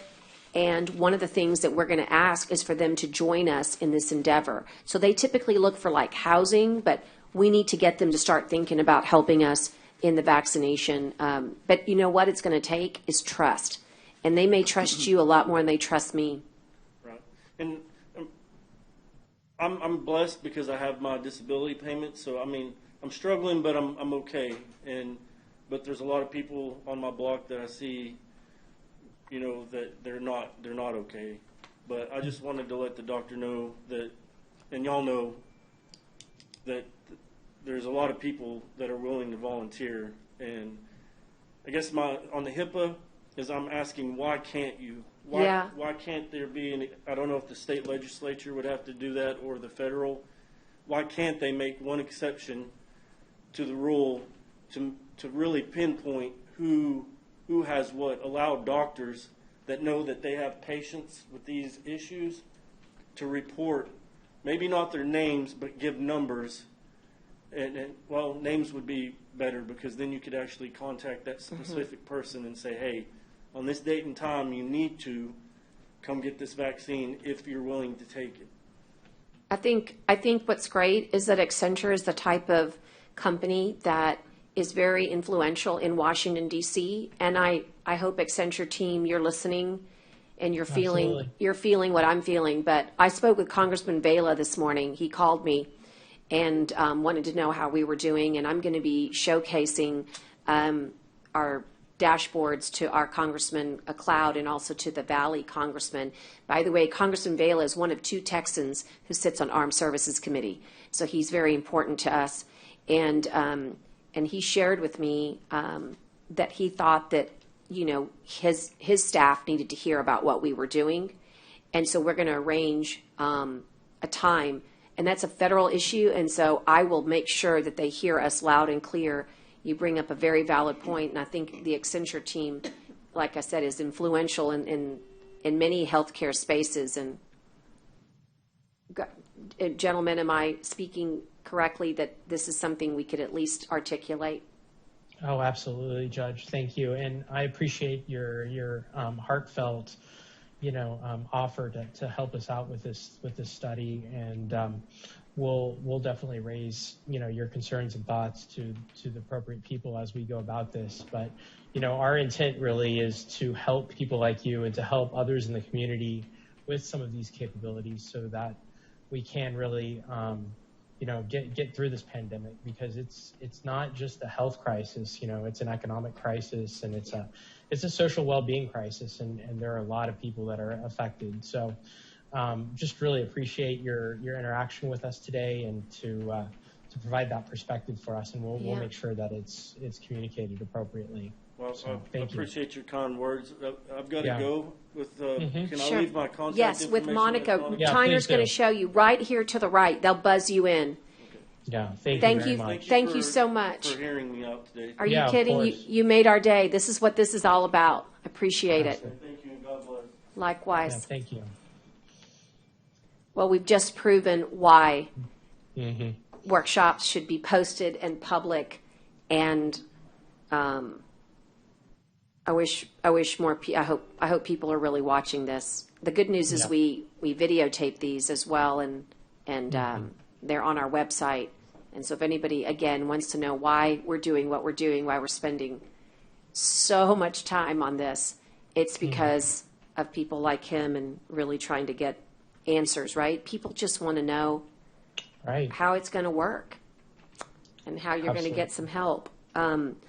In the time we have left, I want to ask if there's anybody that has any questions with regards to, just so you know, the social determinants of health. We could do our own major workshop on it.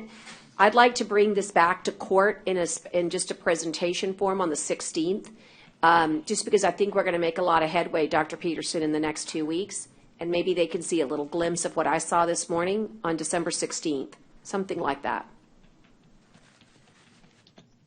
Yeah, Judge, I'll work with Dr. Peterson and we'll try to coordinate that. Absolutely. Because this is what everyone's going to want to know is how are you going to prioritize and what are your methods? And what I like about this is that this is for everybody. You know, there's no secrets here. You'll be able to get on a dashboard and say, how many vaccines have come to my community when we're ready, okay?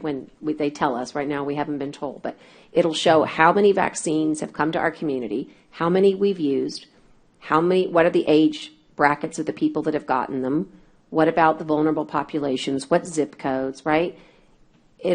People are going to want to know this information, and this is what this is what this team is building for us. I really think this is going to be an incredible tool.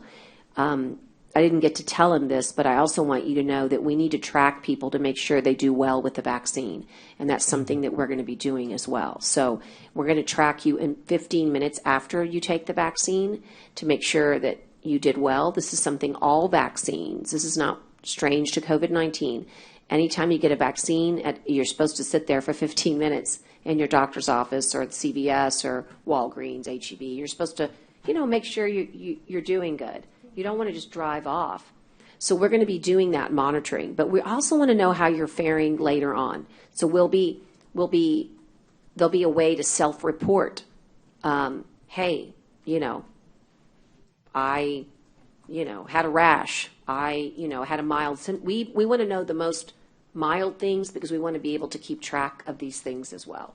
So I just want you to know that's a piece of it. I wish we could cover everything today, but that's why I think on the 16th we might want to focus in on it, if you think that's a good idea, Ryan.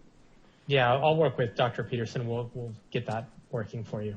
Okay. Judge, we have about a little less than 20 minutes left, and Holden Hopkins has been waiting on the line very patiently to talk a little bit about the cross-community He's young. He can council. wait. I did want to give him a little bit of time to talk, but then, Judge, I defer to you as far as the remaining topics. Look, I'm just joking. It's just that when you're young, we make you do things that we shouldn't, right? Like be very, very patient. Let's talk about it. Let's talk about that cross-community collaboration council, and then Holden, if you don't mind, we can do abbreviation. I really want to just end with the COVID-19 dashboard, if that's okay. And on economic revitalization, we can also bring that back to court on the 16th. And again, we've got tomorrow. So I'm going to run this the way I'm going to let Tyner check with the commissioners, see what their pleasure is. We might run a 1 hour. If we can get everyone just to zoom in for an hour tomorrow, we could run questions and talk about economic revitalization. Allow, Tyner? Yeah, and just for your information, Judge, we only posted a beginning and not an end. We're not required to state on the agenda when we end. I know that we're shooting for 5 p.m., but I'm just saying. I'm just trying to be respectful of the time. You notice the girls here have some longevity, but the point is that I appreciate that. I just want to be respectful of everybody's time today, and that was sort of the anticipation is 5 o'clock. So Holden, tell us, a little bit about, first of all, let me say thank you for being on the line. I hope that it's been helpful for you as well as you become an important communicator on this council, but tell us about the council and its goals and how we're doing. Yeah, thank you, Judge. Thank you, Ryan. Yeah, I've loved listening into all this, and it's definitely really interesting. I'll keep it brief. So as the commissioners all know, I'm the deputy director of the NCDC, but I'm also, and honestly, around the same time I started, I became the co-chair of this cross-community coordination council. Basic idea of the CCC was to bring local stakeholders together, communicate kind of decisions that the county was making, and have there be a two-way channel of communication so that we can get decisions out to people and the reasons behind those decisions, and then hear feedback on those and be able to tailor things specifically to the various communities that we'd identified across those different stakeholders. So we'll go through the slide briefly. And you can see here, just some of the guiding principles that kind of led to the creation of the CCCC. So if we can go to the next slide. Yeah, sorry, hold on. Hold on one second. There we go. Oh, you're good. Thank you. Okay. So like I said, bringing in different stakeholder groups from the private side of things, public side of things, university, and other community, nonprofit, health leaders, just to make sure that everyone who really had anything to do with this crisis, either from a public health standpoint, from an economic standpoint, that they were all kind of brought in and basically getting into monthly meetings together so that we can have that communication going on. And we've also involved the port, we've involved the base, and a lot of the healthcare providers around the area. Absolutely. All right, I'm going to go to the next slide. Go ahead. Yeah, you can explain. This is more kind of the stuff that I think that y'all created before I was involved. So we put a little bit of work into organizing this forum, like Holden was talking about, and kind of chartered it out, what it would be, what it would involve. We put together a little bit of a roadmap for how to set it up and get it going, and then really Holden's helped us out by helping identify different stakeholders in the community and then co-chairing it with us as we have these meetings on a recurring basis to really talk about the decisions that the county's making, particularly related to COVID, but then also getting feedback from those stakeholders around, hey, this sounds like it's working, or we see it differently, and using that, the council just as a great way to collaborate as a region versus, an individual government or stakeholder. Does that cover it well, Holden? Anything? Yeah, no, that's great. I mean, you can see here at the bottom too, in the little blue boxes, some examples of some of the stakeholders that we have on here. I don't think this is all of them necessarily. I think there's maybe a few more, but this is a pretty good representative sample of who we've got. And you see everything from economic stakeholders, education, health, just kind of regional, tourism and retail and restaurant, and like Ryan mentioned, the naval base, and then also just participants from the county and the city that are communicating the decision makers, basically. And I'll just add in here that we host these meetings virtually, and if anyone's listening and you want to be a part of it, please reach out to our office here, and we will get you connected. If you're an organization that you feel would like to participate, this is our chance to do another all-call. I just want to say that there's always a lot of chatter about, you didn't tell me. I always feel like that is always the case, in government. Well, I didn't know about it. Well, guess what? This was our chance to say, everybody's invited to this table. There is always an empty chair. And we want to bring you in. And I'm going to be honest, some are completely passionate about this, and others need to be more passionate. You'd like to light a fire under them. But the goal here is to share information in real time and even ahead of time, so that when Brad Snyder has this amazing campaign, it goes to all of the leadership, from business to retail to hospitality to military and other political organizations, so they can mimic it. If we're all doing our own thing, you're not saturating on your messages. You're confusing people. You cannot confuse them. And so that's what this is all about. And it's about them giving us feedback. When we get to the dashboard, I will tell you, I could not have created the dashboard in its final form if I hadn't gotten feedback from the Cross-Community Collaboration Council. So I just want to say that this is very important, and yet Holden is still trying to pull teeth to get people to make sure they make the meetings. But boy, do they want to tell you that they didn't know about something. So this is my way of making certain that everybody knows out there in TV land, you are invited. We need you, and we want to have your input. But do not say that you did not get a chance to weigh in, because we've been asking now for months. And I learned a very valuable lesson this summer, is that even when you're acting quickly to save lives, you still need to ask for input. And it doesn't matter how hard it is. And this structure needs to stay with us all next year in 2021 so that we can, as vaccines come out, we're listening to these organizations. Our dilemma is getting people to participate consistently. I know I'm speaking to the choir over here. But I'll tell you, the Naval Air Station, for instance, never misses a meeting.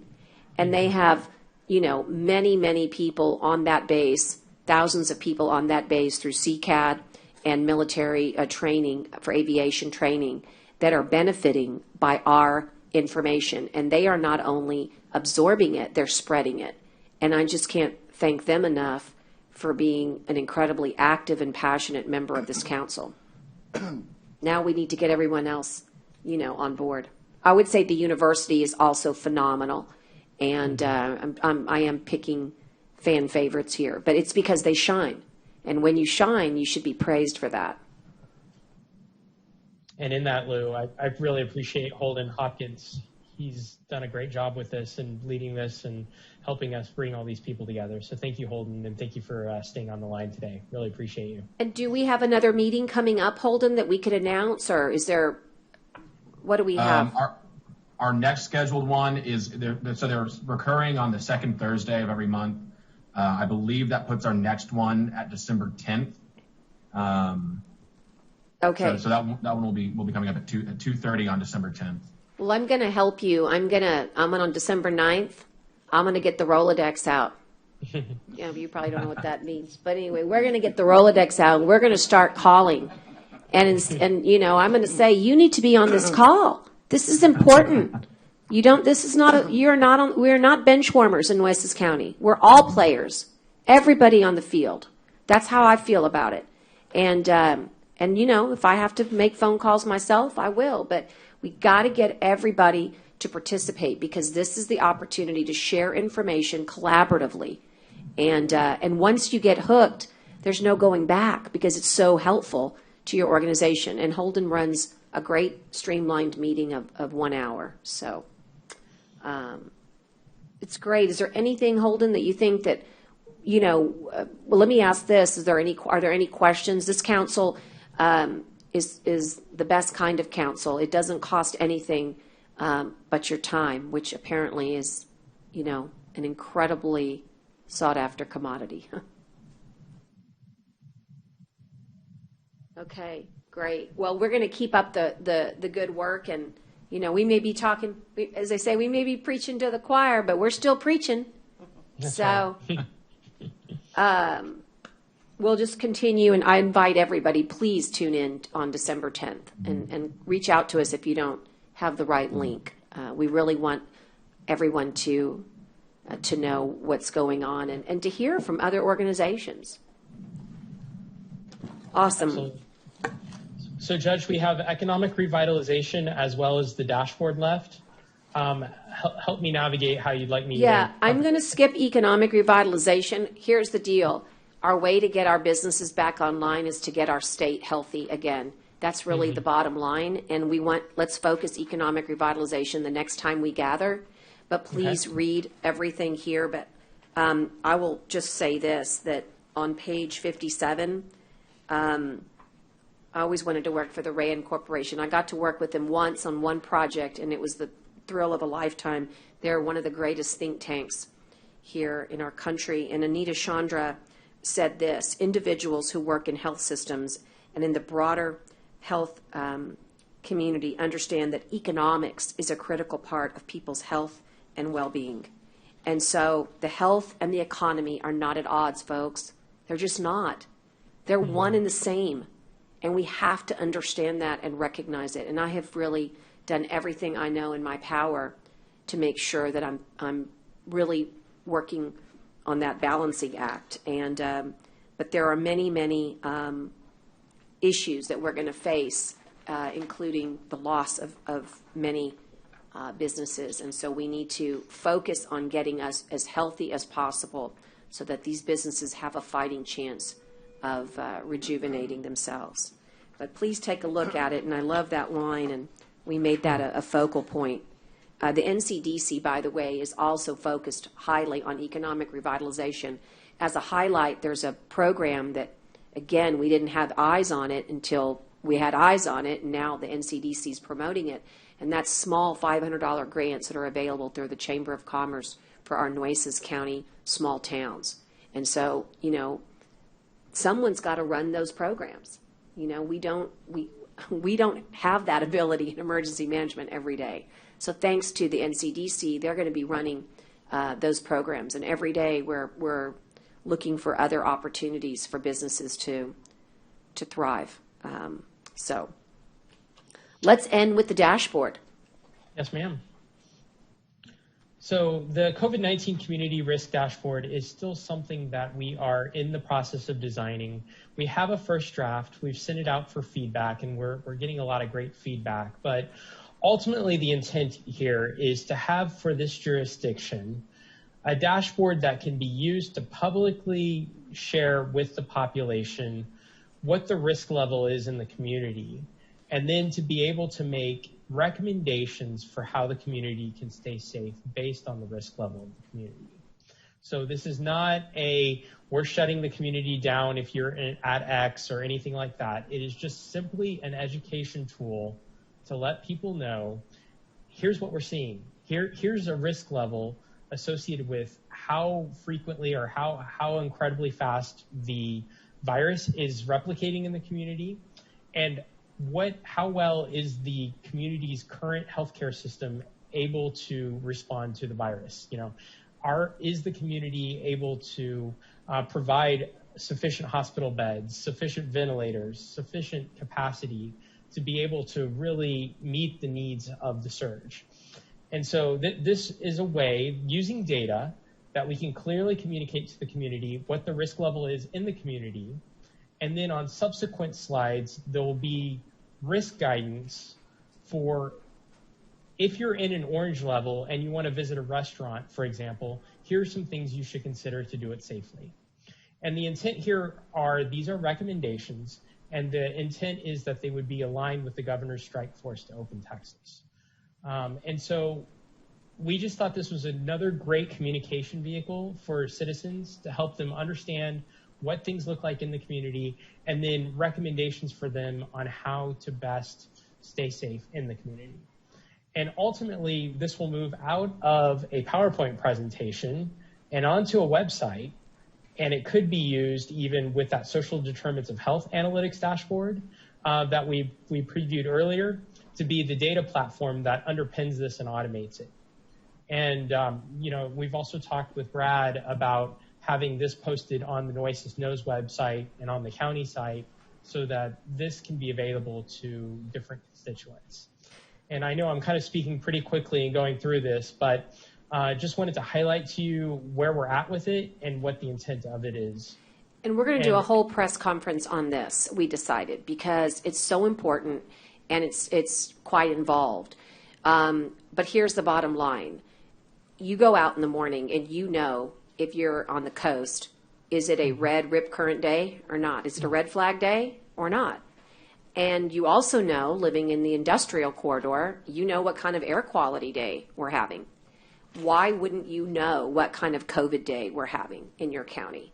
And we've got to boil it down to the basics, which is color-coded, red, orange, yellow, and green.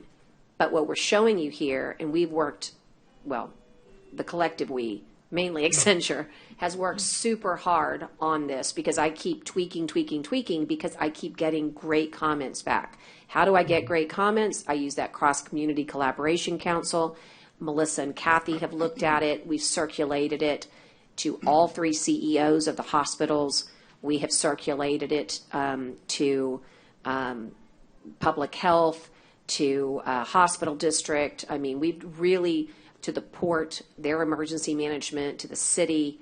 And I'm actually still waiting on certain city folks to get back. But, I mean, public health is city county. So, again, you know, we run a fast train around here. But we've got to make sure that in trying to do things well and expeditiously that we're getting the right input. So some of the factors that we need to work on is getting the right numbers for the available beds, because that helps determine what kind of day we're having. For example, you could have a really bad day, 500 cases diagnosed today, but maybe you have 100% hospital capacity, right? So there's going to be some differences that need to be analyzed. But the idea here is that public health would determine the color based upon the metrics. So emergency management is just responsible for the creation of it, but the day-to-day cases would be, that information would go through public health. And then Billy Delgado, who sends out our daily COVID-19 statistics, would incorporate this dashboard in those statistics. So it's going to be a little behind, right? But still, it's good. So you'll know, let's say at, whenever those statistics come out in the afternoon, tomorrow, hey, maybe I'm not going to go do whatever I was going to do. I can choose curbside tomorrow, right? Because we are at extreme risk. And again, these are educational tools. It's going to be different. My tolerance for risk is different than your tolerance. For that gentleman that just left us with an autoimmune disease, he needs to take things differently than a 14-year-old who's going to go to basketball practice. It's going to be different based upon the individual. But this gives us some sense of guidance. Right now, we have nothing other than you interpreting what it means to you, the daily statistics. I think this is better. I'm dying to hear from you guys what you think. But the way Accenture created this is by looking at, Ryan, did you look at about 8 different communities in Texas? Yes, absolutely, and the CDC as well. And I believe we have a lot of these materials as an appendix in the handout, where we've kind of shown what some of the other counties in Texas and elsewhere have done. But yeah, we tried to pull some of the best parts of each. Right. So in other words, what was right for Houston, there were good pieces of Houston's plan, but not perfect for Nueces. So we used the Goldilocks theory. This one looks just right, but we pulled from all the major metropolitan communities in Texas to create this dashboard. And I think that it's going to serve us very well again in 2021 as we go through, our endeavors. But how about for our fellow counties in the COG? I think they can use this to help themselves as well, because we use the same hospital service center. So I really want you to look hard at this dashboard. And before we do a complete press conference and get it up on Nueces Knows, then we'll want to make sure commissioners weigh in again. But I think this is I'm proud of everything we've done, and I'm proud of everything we've talked about today. But this one is a really, for the average citizen, they just want to know what's going on. And you can see that there's different. You can't take one moment in time and say, that's a picture. You have to look about the last 7 days to really get a picture of what's happening in your community, and you have to know how it's affecting your community. I think that that's a valuable tool. Ventilators are one piece of it, but you could have, 20 ventilators one day and 1 the next. But what if you could get 20 ventilators FedEx to you? Does that make it a red day? Well, not necessarily if you know that new ventilators are coming in tomorrow, right? So again, we need to understand the information. I'm pretty interested to see what our public thinks about this and how they feel about it. But again, we got to start somewhere. Absolutely. And I think just in general, I forgot to mention it earlier, the idea here is you take whatever the highest risk rating is for across all of these metrics, and then that's the overall county risk level. So in this example, the county as a whole would be orange because that's the highest level that any of the metrics are at. So that was a good question that Annette said, our Director Rodriguez. She was worried about, well, what if it's level 1 for 3 things and 1 level 2. So the answer is, and just repeat it again, it's the highest. It's the highest risk level of all of the metrics, and that's what it is for the county overall. Right. So if you look at this one, it would be orange for the county because there are 3 risk metrics that are there. Okay. So it's 5:04, and Yes, ma'am. we didn't get to everything, but I am actually thrilled that we got to as much as we did. I'm going to say that we have done enough for today, and we're going to lose quorum because we've got a commissioner that I promised 5 o'clock to, so he needs to run, and I want to thank him for staying on all afternoon with us. And we're going to, for the clerk, it's 5:04. I'm going to gavel us out and just ask that we all stay. It's really, is it a recess, or what are we going to do, Tyner? It's been posted for 8:30 tomorrow Okay, morning. so I'll go ahead and gavel us out and call it a day. Accenture, I'll round table with you guys afterwards. Thank you so Okay. much for your information and for your incredible partnership throughout an unbelievable time. Thank you. Thank you, Judge. We're adjourned officially 5:04 p.m. Thank you, Judge. Thank you.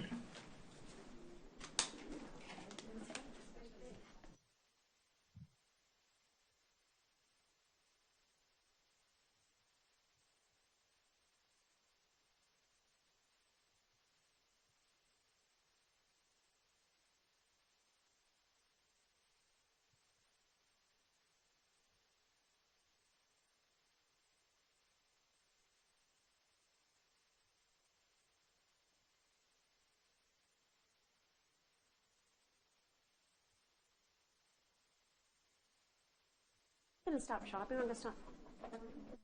Then bring